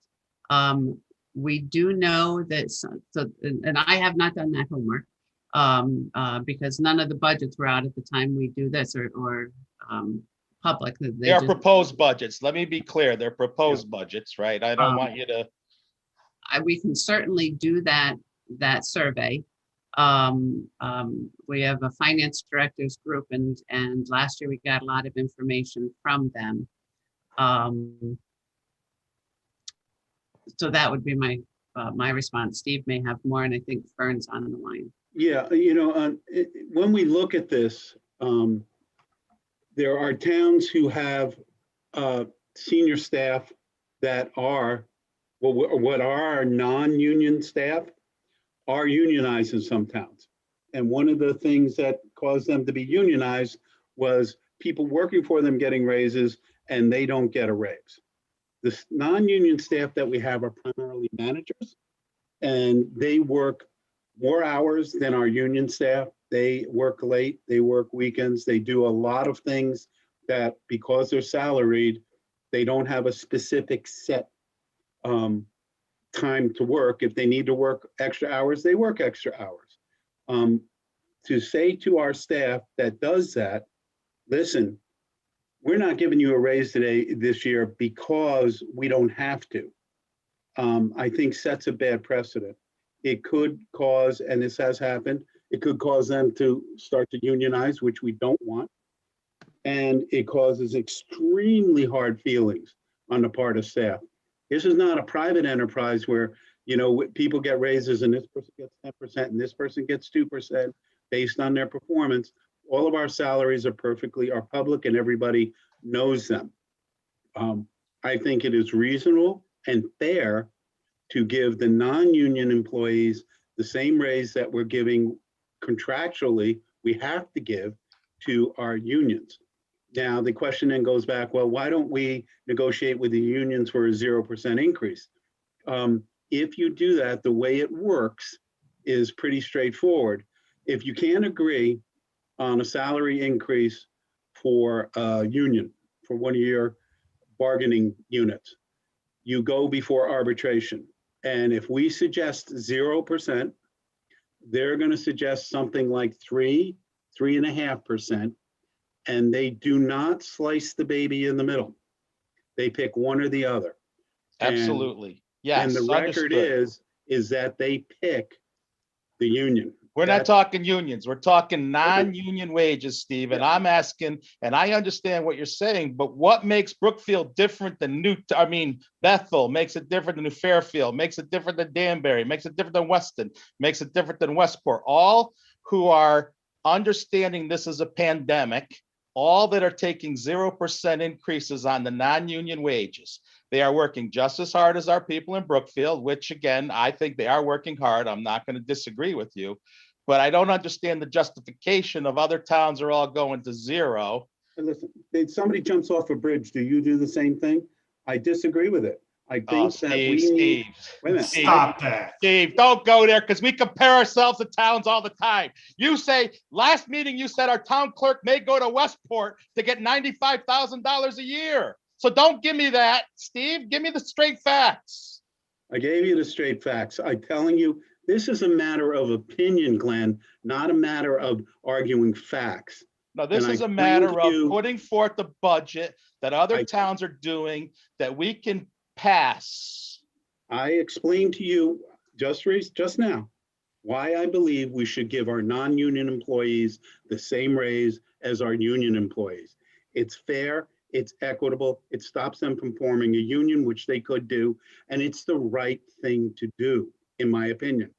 People can disagree with that, and you're welcome to disagree with that. But I have to manage this operation. And But I'm all other telling you, first selectmen are managing it, Steve. They all are gonna manage this. What sets it different? I just explained to you why we want to do it. So I think we've made some really good choices. I'm not sure all the other towns have, but if you choose to cut it, you're talking about, cut it in its entirety, you're talking about $65,000. Well, Okay. 70,000 with the elected officials are non-union Okay. too. So you're talking Yep. $70,000. Yep, forgive me, that 70,000, that, so that is what you would be cutting. But that's your choice. That, so if we look at the other adjustments, we've got the, Hold on, I have one thing I want to say on that. So if you're entering in a negotiation with a union, and Yeah. Steve, I'm not suggesting we try to go to a union down to 0%. That's, I understand a union is never going to go to 0%. But if you are giving everyone across the board 2.25 or whatever percent, what leg do you have to go for with a 60-person union to say, we want to give you, 1.8%, something a little more reasonable in a time of a because pandemic? that's virtually what everybody is getting. All our other unions are getting in the coming years, 2.25%. That's what they're getting. I've read So- of other towns that have gone back to the teachers unions have given back. There's other towns unions are giving back there if people ask. Other towns are poorly run. Monroe took $3 million out of their general So fund. you're never going to Budget. compare another town to Brookfield again because other towns are poorly run. No, but if you want to compare, and you can't just look at salary increases, you have to look at the entire operation we of do. the town. You do. We did. And we're better run than other towns. We're in a better financial position than other towns. We've been very careful minding our P's and Q's in how we spend our money than other towns. We have. Absolutely. That's why we're having a discussion, I think Steve. this board has because done a great job with that. This, Yes. this Yeah. Board of Finance has worked with the Selectmen's Office to do that, Steve. It's Yeah, not just the I first agree. Selectmen's Office that has done this. Yeah, I agree. This comes down to philosophy of how you run an operation and what's fair and equitable to all of your employees. And So, I think, and the Board of Selectmen thought that this is fair and equitable. so what do we People tell disagree with the that. what do we tell the 6.3% people that are unemployed right now in Brookfield? And what do we tell the people in Brookfield that didn't get a pay raise this year? And what do we tell the people, the taxpayers that were furloughed, that took pay cuts in this year? What do we tell them that are working just as hard? Where do we find this balance? You find the balance in a lot of people are doing well. A lot of people are getting increases in their salaries. We do have a higher unemployment rate than we would like. That's true. But you have to balance it. You don't just do a budget for 6.3% of your residents. You do a budget for all 17,000 of them. And our increase, and I'm very proud of this, is 1.49%. That's what, so we've cut and we've saved and we've made changes to our budget to get the actual increase to our residents down to 1.49%. That's with the schools getting almost 3%. So if you're going to recommend that non-union in the town, you have to be consistent. So you're going to be taking how much out of the schools? 150? I don't know what their non-union salary increases are. But if you're going to do that, you should do it across the board, right? Make it fair. If you think that's absolutely the right thing to do, I don't think you should make it apply just to the town. That's my personal opinion. I can agree with your logic. I'm just trying to understand why we're setting the bar at 2.25 when other towns are at 0. It's when you look at other towns, and we do compare them, because you say we don't compare them. We compare them every step of the way through every process. And we might have to answer to why the town employees are getting 2.25, and that's including the school side. I agree. Not going to argue that, but we need to have an argument other than, gee, we feel it's right. It's got to be based on something. It's based on our people perform extremely well. They have performed extremely well over the last year during the pandemic. They have taken on jobs that were not their jobs and done them. They have worked incredibly hard. They're really good employees. I think we have the best staff we've ever had, at least in the last 5 years, the best staff that we've ever had. That's my personal opinion. Extremely competent, capable people. And I think the job that they do is worth rewarding them with a raise that's consummate with other employees in the town. That's my opinion. And I think it's a reasonable thing to do, particularly given we're having a 1.49% increase. We have cut. We are not increased. We're not asking the town for an increase of 3 or 4%. We're asking for an increase of 1.49%. Right, but how much of that is cut of expenses, Steve? How much of that, you keep preaching that number, how much is that as a cut in expenses compared to an increase of revenue? We have less employees. We've eliminated positions. We eliminated the director of IT. We now have just one person in our IT department. Correct. So we've been very careful with spending our funds. And even if you look at this, the total increase in salaries is 2.34%. And a huge portion of that is required for our police and our unions in steps and in other things. It's right here. All of the information is here. We're not asking for we're asking for what, $64,000 or $70,000 as an increase for non-union. I think that's a reasonable thing to do to reward those people who have worked so hard for our town. These are incredibly hardworking, capable people. And and other towns may be given 0% increases. Okay. The reason they're given 0% increases is because they're having trouble managing their budgets and keeping their tax increases down. We're not, because of our overall ability, and everybody gets credit for this. Board of Selectmen, Board of Finance, our 10-year plan. We're on our 10-year plan. We're doing well. We're under it. We're working incredibly well with that plan. And that plan called for salary increases for our employees in keeping with the 2.25%, 2.5%. That is what the plan called for. So, I don't know what else to say to you guys. I just think it's the right thing to do. And I wouldn't support giving some of our employees raises and others, just because we can, not giving them raises. That's just the way I feel. All right, keep going, Marcia. All right, so the other adjustments, we have step increases for the police that when they start that they get step, there's only maybe 3 or 4 that get a step increase based on the union contract.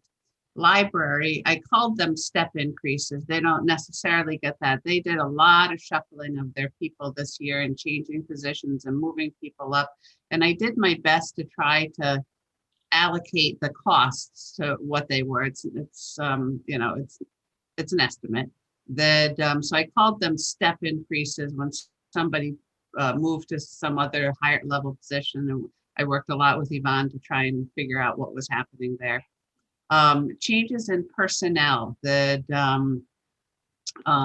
we hired a purchasing manager, less than the last purchasing manager. We hired a town clerk aide and that replaced the town clerk assistant. So that's what this type of thing is. We have more people on the fire retirement that, so that's the change in personnel line. The change in hours. If you looked at the budget worksheets, we went through everyone that was not at a standard rate, that was overtime or erratic. This part-time hours is library. These we looked at Ralph had said that his overtime budget was chronically underfunded. And if you looked, we did a 5-year look back to see what the number of hours were, and we tried to subtract out big storm events like the macro burst to get the reasonable amount of what should that number be. We did the same for the grounds crew. And we also noticed that on the grounds crew, there were estimates of hours at different rates. And we looked and, well, the hours were right, but they didn't match up to the rates that they were getting. So that's what these increases, the bulk of these increases. We went through everyone, even all the meeting recorders like Diane for this committee, to see what the hours were 5 years back and what we should put in. So that is what this adjustment is. And then new and old positions that this is the net savings from cutting the IT director, or we have a new IT director, but the IT assistant now. But that was the net savings there. And the library, there's two things that caused this. One is you approved a new position, part-time position last year.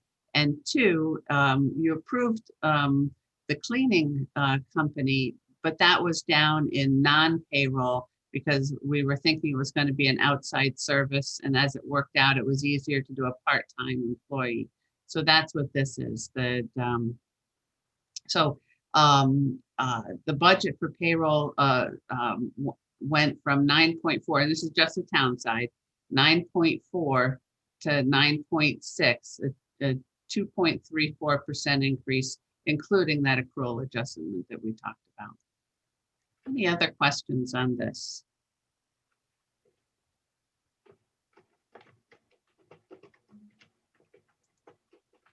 Any other questions on the overview at all?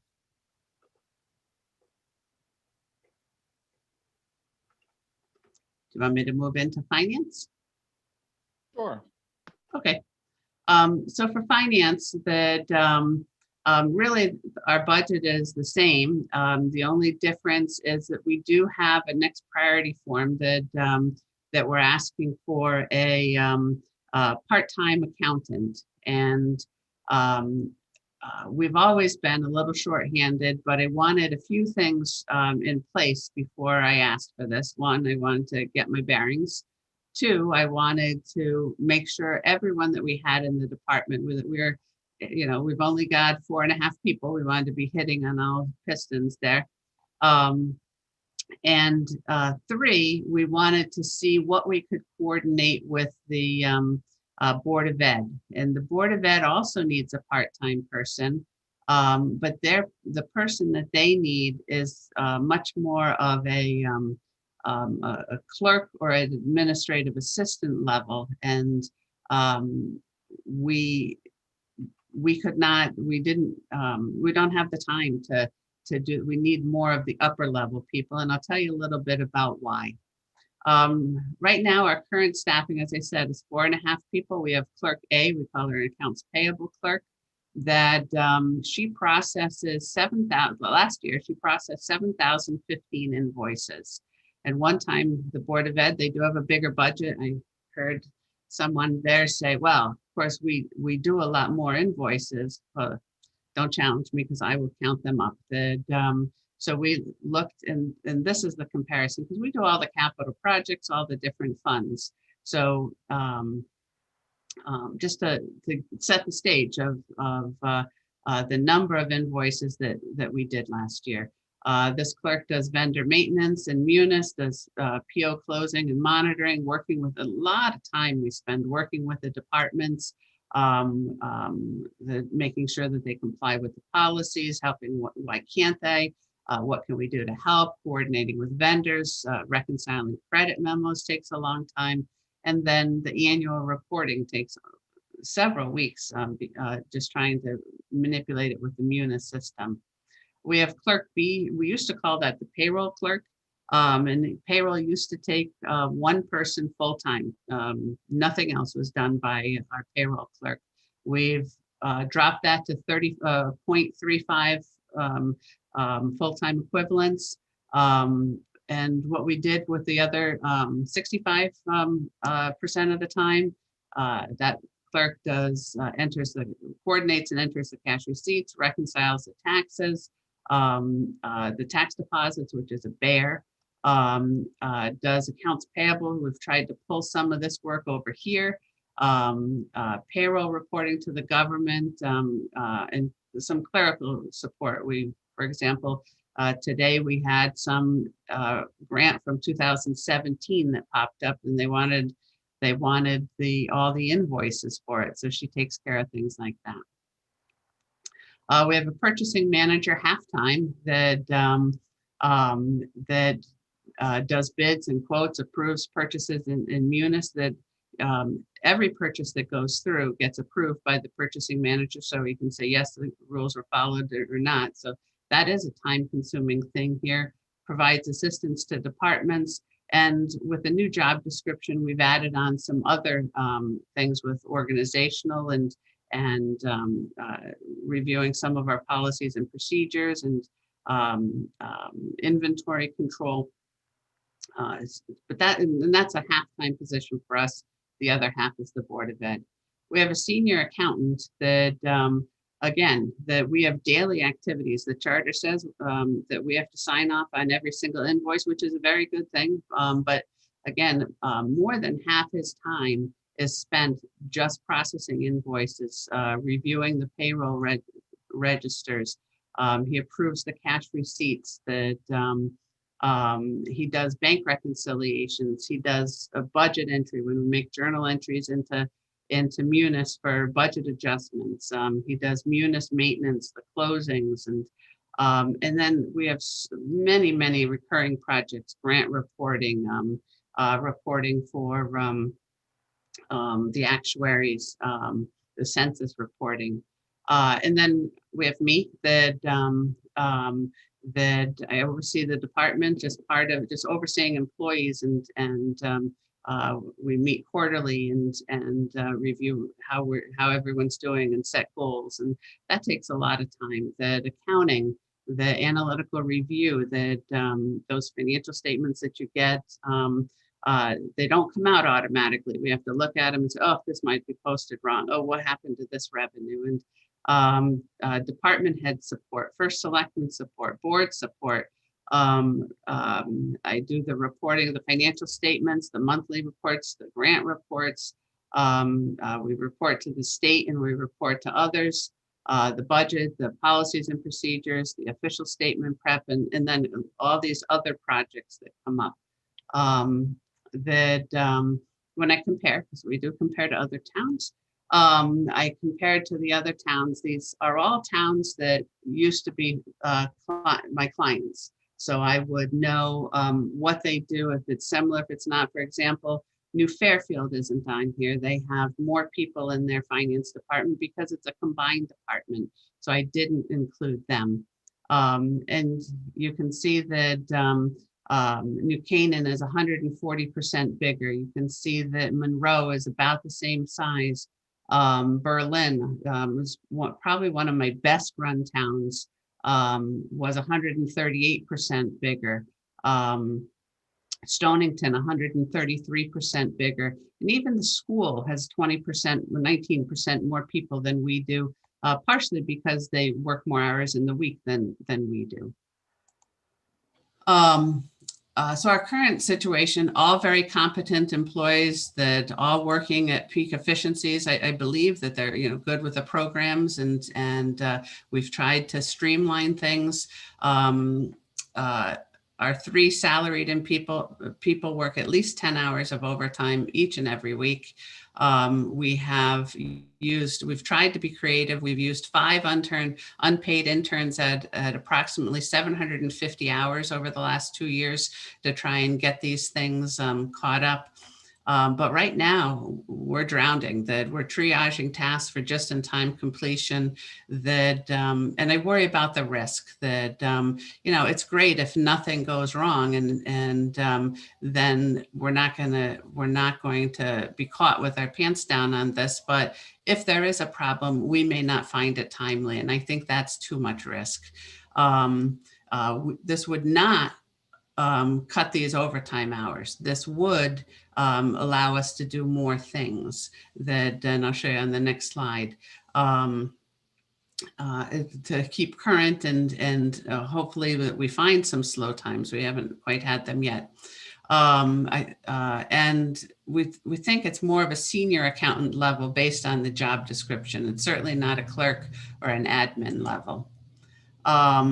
Some of the things we fall behind on is balancing, reconciling systems, reporting. You might have noticed the Board of Selectmen didn't get a report this month.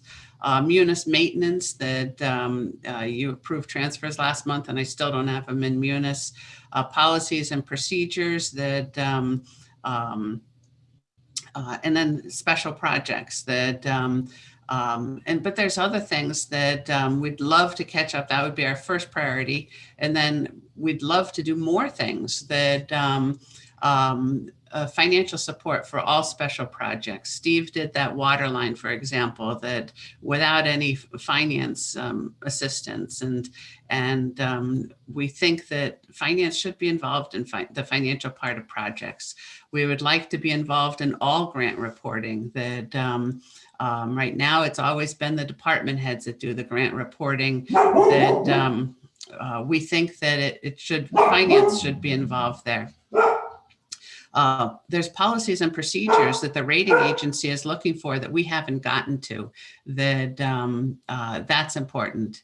And more Munis functionality, that there's some reports that we could do it's called cubes, that we would like to learn how to do that so we could print more reports, particularly the capital reports, without doing as much the hours that we spend on creating them.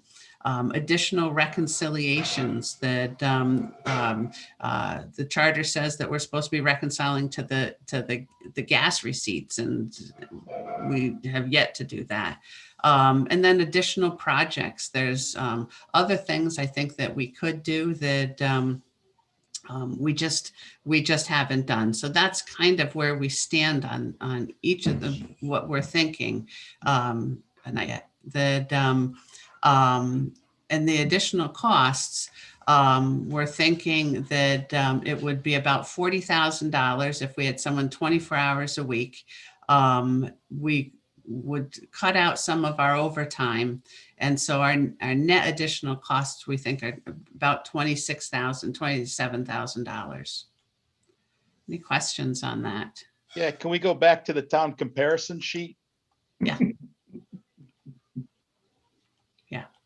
So we can understand that a little bit of who we're comparing it against. So right in here, I've got New Canaan, Monroe, Berlin, Stonington, that, and I just tried to give you the idea of the size of the population and the budget. And this obviously is a much higher budget. I didn't want to compare it to, let's say, Bethel, because I don't know Bethel's department. I mean, I can get the data and do that comparison, but I didn't have any firsthand knowledge that they would be a similar department. I do have, for example, like I said, I do have firsthand knowledge that New Fairfield is not a similar department. But that's how I chose these. Okay, thank you.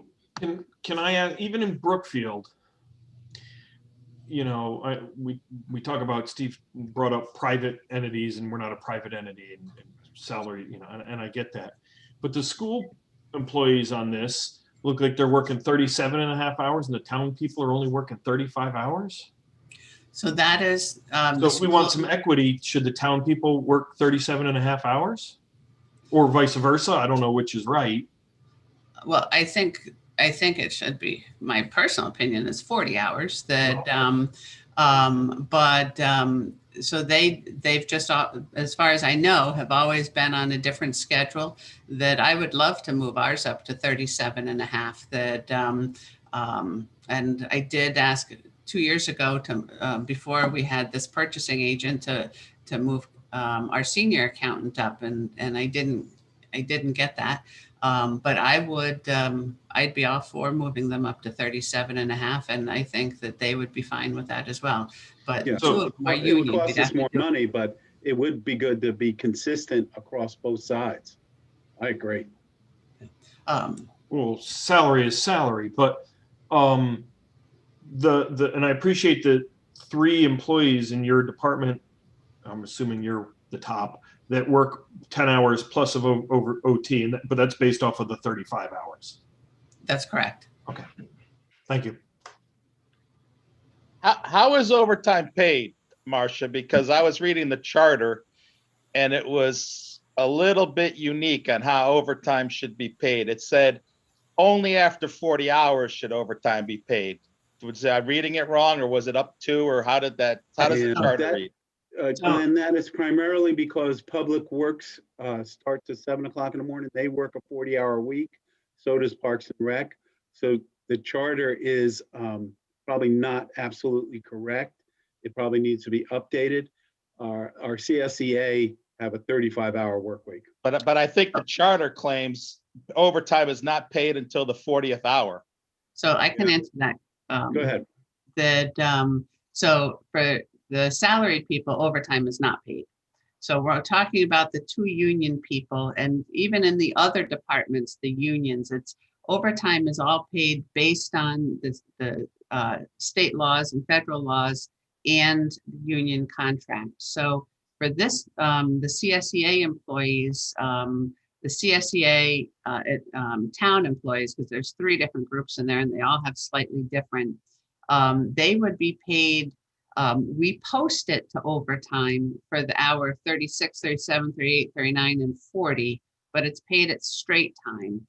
And then the law is that if they work over 40, it's paid at time and a half. That would also be posted to overtime. So we have straight time overtime and we have time and a half overtime. So then it's truly not overtime, Marcia. It's just extra hours worked at the same pay. Correct, but we post it in there because that's where it is in our budget, and we don't want to inflate the regular hours budget. But if they work 10 hours overtime, 5 would be paid at their normal salary and 5 would be paid. Yeah, anything over 40 would go to time and a half. Correct. Correct. Right? Their 5 hours would be regular pay to get them to 40. Right. Yep. And you can see, for example, in the budget worksheet that I have for my employees, that I divide them how many straight, and everyone does, how many straight time overtime hours, how many time and a half overtime hours. And then we have Public Works. They have a different contract that they get paid overtime over 8 hours a day. They get paid overtime over 40 hours a week, again, the law. And they get paid overtime on the weekends and or holidays, because they're out there plowing and things. So everyone's a little bit different, but to your point, that 35 to 40 is not overtime, but we are required to pay them, and we do post it to a line called overtime because it's extra hours. Okay, yeah, I understand it now. Hey, Marcia, Yes. do you have what am I trying to say here? Clearly, the finance department has come an incredibly long way over the last couple of years under you and your team. And I agree that we're now probably operating at maximum capacity. And in order to continue that, we need to make some investments. Do you have a 2, 3, 4 year plan of what the hires and training and what the department should look like, particularly as at some point, I'm not asking for this, but at some point we transition to a post-Marcia world and we can keep this level of performance? Have you given thought to how to, develop your department, both with staff, training, new hires, whatever, to sustain this long-term? Yes, and that's some of the policies and the procedures that we want to get to. And some we have, they haven't come to you yet. For example, it's got to be 25 pages of the internal control policies with the tax collector that, so that somebody knows who should be doing what, because I see that as the biggest risk in revenue. So we have started that one, and we have shared it, and I'm the bottleneck. It's just, I've got to get back to it. The tax collector and the assessor have weighed in with their thoughts on it, and I just have to coordinate that. So there are a lot of policies and procedures that we need to make. But yes, I do have an idea for that. We want to think about what about a merger with the finance department at the Board of Ed? Is that something that's in the cards that we want to, there's quite a few things that we want to think about. What do we have to do to get a post-Marcia plan in place? Like, Exactly.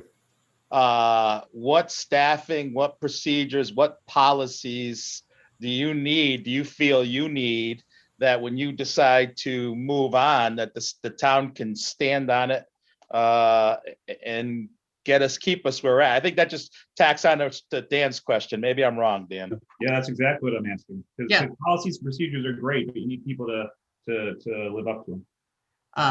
Well, the policies and procedures would be more working documents of you do this, that, and I can prepare a list of what I think we need that, and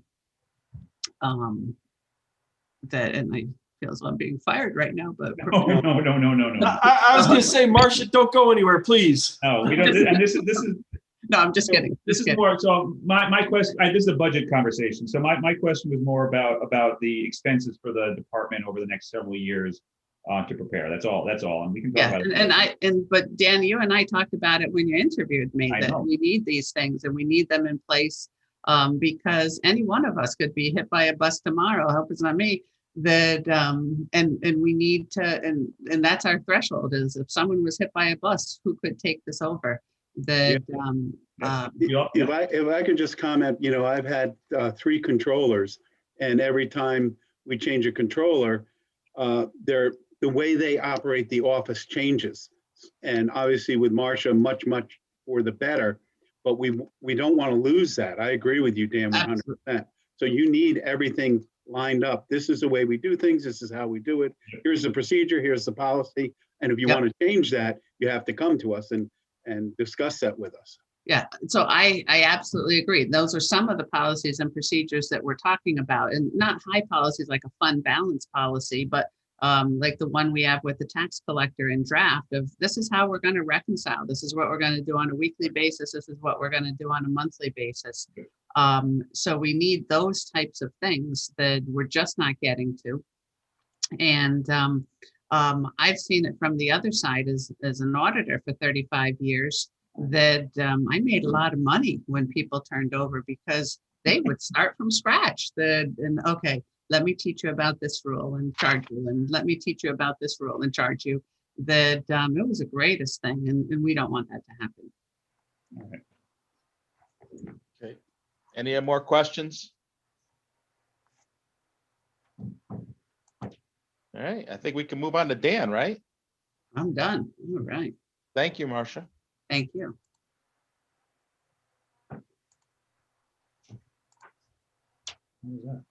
All right, everybody need a minute to breathe and work through things before I start up my slides?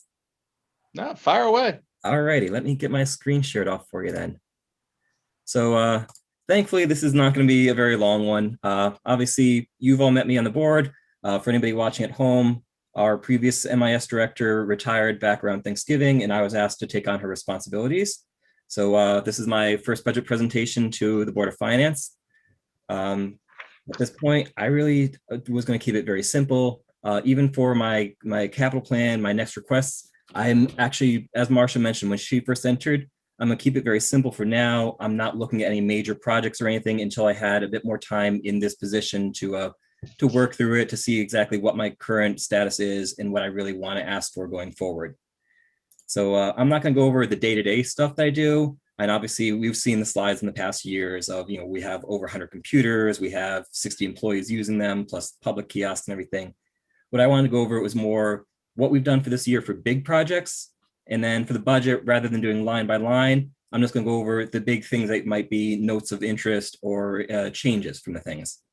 So obviously, everybody watching right now is watching on either YouTube or Zoom. One of our biggest projects for the past year has been getting Zoom meetings going for each of our boards that wants to have a public view to their meetings. That's been 5 accounts of the town, well over 300 meetings hosted in the past 11 months now, I believe it is. And obviously ongoing support going forward, because we know it'll be still a while before we're all in person again. And even then, a lot of this is going to be useful. Rather than have people come from New Jersey, Massachusetts, whatever, we can still keep using Zoom to have people watch in and join in remotely. Other than that, our biggest things we've had, I know Steve mentioned it to you guys last night as part of the budget there. We've had a couple of big software changes come out. We've had our assessor's office and our tax collector's office moving some of their software to the cloud. Obviously, a big part of my things there was making sure that their old software is retired on our side, that the transition goes smoothly. And even though the new software is hosted outside, I'm still our main point of contact between coordination or working between different pieces of the software in different departments. One other thing coming up for software is our timekeeping system. It's been a process of the past couple months with the boards, the Board of Ed side, the town side, and the Water Pollution Control Authority, just going through getting our paperwork ready, figuring out how to make the pieces work together. Other than that, outside of the normal office things, the normal software sides, the biggest thing obvious on everybody's mind right now has been the vaccine for the coronavirus. I've been working with the health department and with our clinic coordinator to procure the technology to have our stations working. I've been at just about every clinic so far that we've hosted just as tech support, helping any of the nurses, any of the doctors that are trying to get into our system, even helping some of our residents that are in the waiting room get their appointments set up. Going forward, I'm going to be helping in the next couple of weeks as we start setting up at St. Joseph's, getting 15 stations up and running for our nurses, making sure that all the technology is actually working properly for them there as well as here in our town offices. And last thing for that, our town offices themselves, you have approved the land use department redesign. Rather than having to have an outside company come in and do wiring, obviously they're going to be doing electrical wiring. I'm going to try to be working with the electricians so that we don't have to pull in an outside company to do our data jacks, to do our networking redesign for that. I've already started helping with Greg for moving our copiers and other equipment around to different rooms, pulling in network jacks from other rooms we're not used to the new places where we need them. Beyond that, like I said, our major changes, rather than going line by line, I want to go through each of the major areas of my budget that it's changing for expenses. Our equipment maintenance and repair, that's mostly our printers, our copiers. Obviously, we've had less than half of our people in the building at a time because we don't have the availability to the public. We're seeing a lot less usage of our printers, a lot less paper, a lot less toner going through. So projecting that we're not going to be completely back to normal for at least the rest of the next year, I'm cutting our budget a little bit there. And also some of the equipment is getting on the older side. We have a copier used for copying maps. That's unfortunately, I don't know exactly how old. The model itself has been around since the mid-90s. The only people in the building that would have known when we actually got it have retired between 5 and 10 years ago now. So we can assume the machine has been at least 12 years old, over 300,000 maps printed. Those are all 2 foot by 3 foot or 3 foot by 4 foot maps. Rather than trying to keep supporting it going forward, sourcing parts that may not be available for much longer, I'm cutting our maintenance project on that. And in the next few years, we'll start looking at when this is getting to its end of life of replacing it with a newer unit that's going to be surviving for another 15 years, hopefully. Next one that is going to be our communications. Obviously, our Code Red system has been seeing a lot of positive response. It's a new thing that we offer that we added this past year. The Zoom meetings as well. And those ones, we had them in as our coronavirus expenses. So we got the initial payment for them covered, but going forward, they're things that we're going to keep using. So we're adding it in as an ongoing expense. Other than that, for communications, there's the typical things, Charter, Frontier, any of our ongoing services like our website, they do typically have yearly increases happening to them. For our Frontier bill, it's very little because we don't have many physical phone lines anymore. But for our actual internet provider itself, we use the state education network for our primary internet. They are going down a few dollars a month. But on the other side, our outbuildings, our public works garage, our park and rec office, even our guest network at town hall, those are all charter internet, and there is typically a slight increase each year for that. For the phone system, we did add a feature we really needed for a while. When a person in town hall calls 911, the address at the police department didn't always show up properly. So one of the things we added in the past year was proper addressing for our 911 calls. It did unfortunately add about $125 a month as an ongoing cost to that. Other than that, we do have some savings in our travel and conferences. Obviously, nobody's really traveling much anymore. Rather than cut it completely, I've canceled off our major conference that we would be visiting and reinvested some of that in certifications and training. For myself, obviously, as a brand new manager, I want to be able to serve the town better.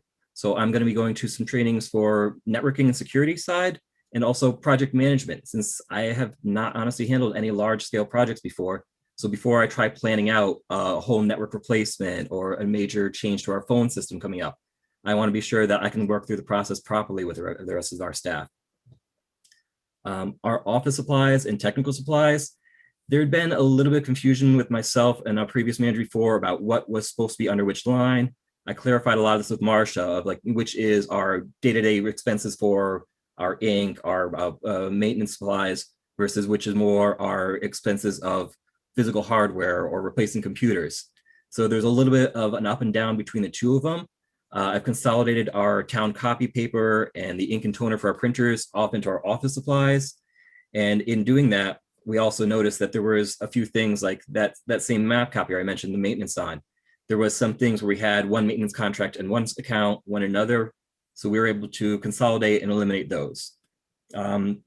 Also for our technical supplies, one of the biggest savings is that we had the registrar's laptops, which I'm actually in the process of setting up this past week. We had grant that was approved for them. We had $2,400 in my own budget to supplement that grant because it was only a 50-50 match between them and us. It was in the original budget request, so I cut it out for this year as well because it's not a recurring item. But as a new item, you had approved last year, rather than going to a capital request, $5,000 for new laptops is just a regular reoccurring line item now. Dollar-wise, this year, I'm fine with the $5,000. I calculated out that $5,000, if we're trying to replace every computer in the building, it'd be enough to take 8 years to replace every computer in the building. This year, we had the laptops come in for the coronavirus expenses. So I'm able to supplement our normal purchases with those laptops. When a user's computer dies, if I had a laptop assigned to them, we'll be converting that laptop into being their primary device. But going forward in the future, I may look at asking a little bit more just so we can get back onto a 5 to 6 year cycle for replacing computers. Because typically we've had some of our computers, they get to the 7 or 8 year point, and rather than being able to successfully retire them and get a new one ready, they die, and all of a sudden it's we have to get this done in the next couple of days. So I'd like to start getting more in advance on that, getting them ready to replace or having a replacement staged and ready for them before we have to worry about the last minute rush. Other than that, the biggest change is in our software. Like I mentioned, we've had those 2 services go to the cloud. Going to the cloud is definitely a lot less maintenance. It's a lot more reliability on our side. And also, if we ever lose power at town hall, like the storm we had back in August, we don't have to worry about losing access to those services. We can set them up for people to use remotely, but it does add a decent cost to it. What we would have had if we kept software in-house would have been a few $1,000s for a server, the one-time fee for the software, and an occasional maintenance fee for upgrades. Where if we're going with the cloud services, it's several $1,000s more, but we get that reliability. We get the vendors doing the backups on it, doing the restorations on it, doing constant updates, and also including as part of their cost, future upgrades to new versions. One of the biggest things we had to do with this Vision and QDS software for the assessor and tax inspector's office, the Vision software was about 15 years old, I believe, on the system itself. There was no way they would have supported it going forward. We were able to get it as part of the reevaluation, bundle in with the cost there. But if we decided to stay with an in-house service, it would have been starting fresh completely. It was much more feasible to go to the cloud with it. It's something where, again, they're supporting it going forward, and it's on a newer version. The same thing with QDS, not as old, but it's something where they recommend going to the cloud because they have more control over it. Their support staff can help take some of the workload off of our IT department. Other than that, a few small increases on it. Obviously, we got 27 new laptops for the coronavirus event. We had to put protection on that. Our SentinelOne desktop protection, our desktop central patch management, these are all ways where if we've got a laptop, like say Steve right now is in the office, I'm at home, I can use that software to connect remotely to his computer if he's having trouble. So rather than having to be in every building at every day or helping people remotely at home over just explaining on the telephone, we can remotely connect in, make sure that they're updated, physically share the screen with them and support them. It's a big thing to make it so that I don't need as much help as we would look at if it was physically walking to every computer. Other than that, the last big expense was going to cloud backup. We've had our cloud backup for a while, but we wanted to have a bit more breadth to it. We wanted to have the ability to have more than just a few days worth of files saved without having to worry about, okay, hey, this person accidentally deleted the folder. Did they delete it this week? Great. If they deleted it a month ago, we may not have that file anymore. So it was a capital expense last year, but it's not just a one-time increase. Cloud storage is going to be an ongoing thing, so that was a slight increase to our budget. Other than that, that is actually pretty much all I had for major changes. Was there anything specific you guys had questions on, line-wise or detail-wise? Oh, Dan, welcome to the hot seat. I have so many questions. Not a problem, Mark. What do you have? Questions? I'm just kidding. Did a great job, and thank you for stepping in. The only thing I want to just quick note on is your map copier. Yes. I don't know if you've ever looked into outsourcing that process, because I did it in my office and I'm shocked at how much I own 2 plotters and a color map printer and for outsourcing.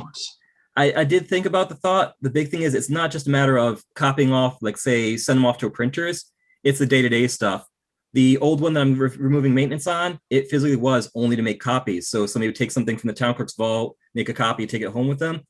The one we're keeping support on and the one I would be supporting going forward is actually a full copier and scanner. Okay. It's what we use. So if the town clerk's office gets a new map in, they use a scanner to scan it into our system so we have a digital copy in the future.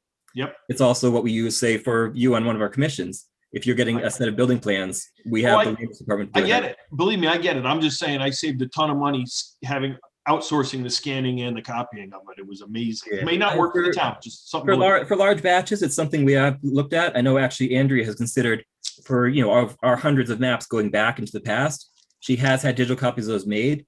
The big thing for us is this is not a whole huge batch thing as much as a day-to-day thing. We get 1 or 2 maps at a time. We're not going to wait a month or 2 to get enough to use a batch service. Sure. Okay. That's something we can certainly look at, Mark. Right? Yeah. We'll look at it. Thanks. Anything else? Glenn, Dan, Rick, Eileen, Brianna? I'm good. Dan, could you just describe one thing? I'm sorry, Brianna, you wanted to talk? No, I'm fine. Dan, it was a great presentation. I enjoyed it. Digging the hair. You're good. Yeah, this is not the longest it's been, but it's due. Very proud of you. Very proud of you. It must run in the IT world. Well, it's either that or all out, right? All right, Steve, you want to add something? Just one thing, Dan, could you go over a little bit about our security and how we're doing that in training staff and making sure that we're as secure as we can be? Sure.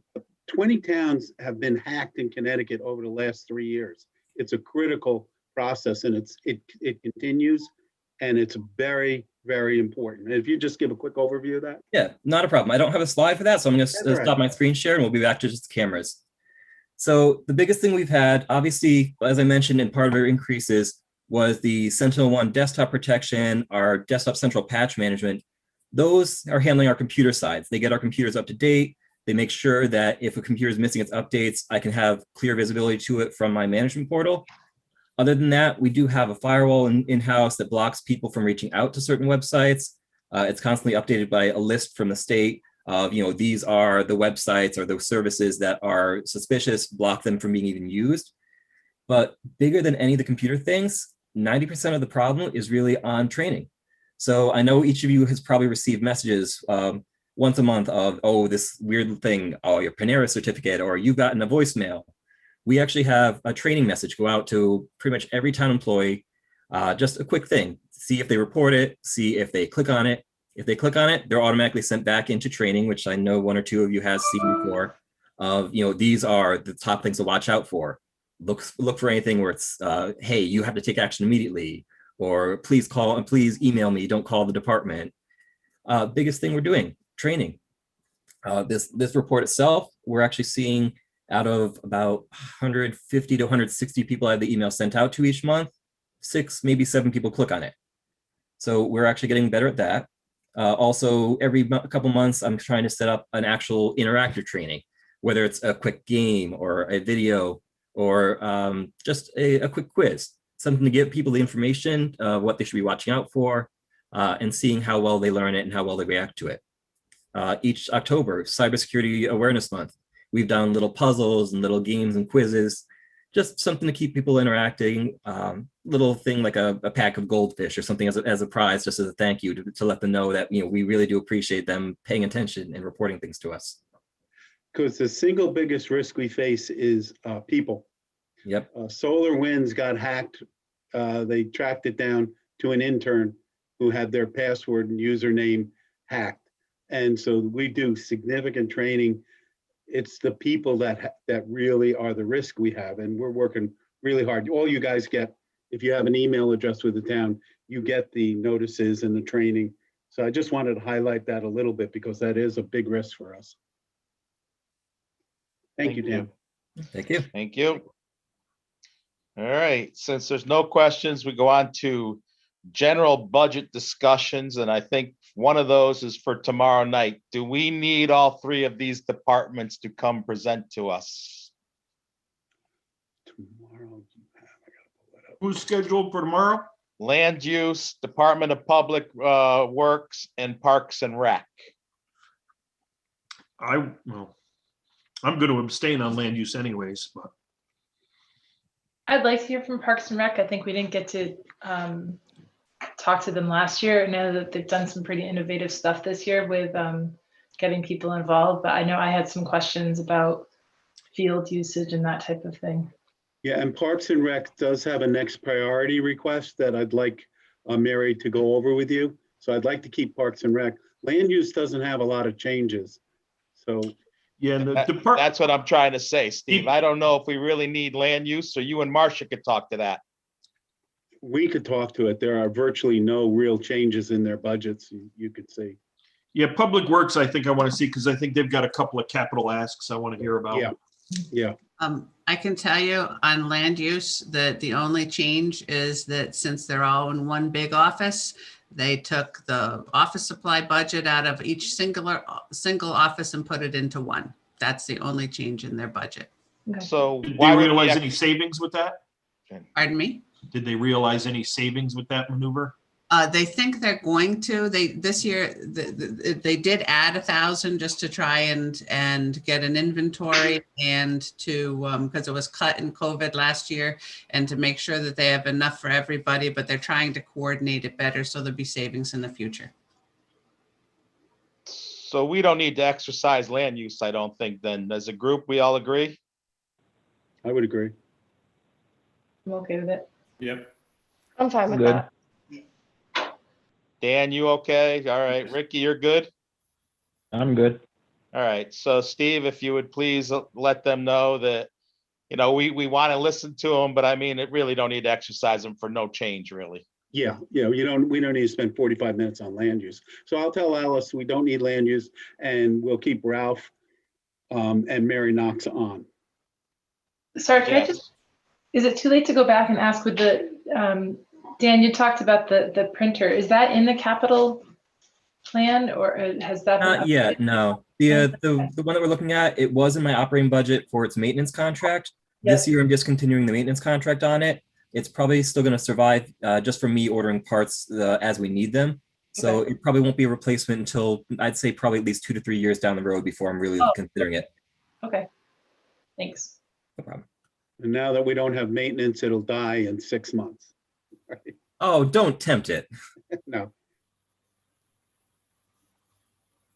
Any other general discussions before questions that you want to have Steve prepare for next meeting or down the road? Anything from any board members?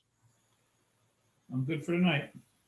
All right. I mean, we kept it to the 2.5 hours, Steve. So thank you. Your team did good on that. So appreciate it. So public comment. Do we have any public comment? Betsy looks like she's raising her hand and unmuted. Yes. Betsy McIlvain, 127 Long Meadow Hill. I'm also chairman of the library board. And I'd just like to thank all of you first off on probably the worst month of your life, right? Coming up, and all the effort that you people put into this in the budget season and year round, and all the effort put in by the Board of Selectmen previous to this to get us to this point. It's phenomenal. And so I'd like to thank you on behalf of everybody in town. Thank you for your continuing support of the library. We've tried to keep our budget down and adequate while we are looking towards a new library sometime in the future. And we appreciate all the support and that you've given us, and keep up the good work. Thank you. Thank you. Thank you very much. Any other comment? Hearing none. Mark? Yeah, I guess I'll make a motion to adjourn. I don't know why I get stuck with that one. Do I hear a second? I'll second. All those in favor? Bye. Aye. Meeting adjourned. Thank you for your Good time, night. everybody.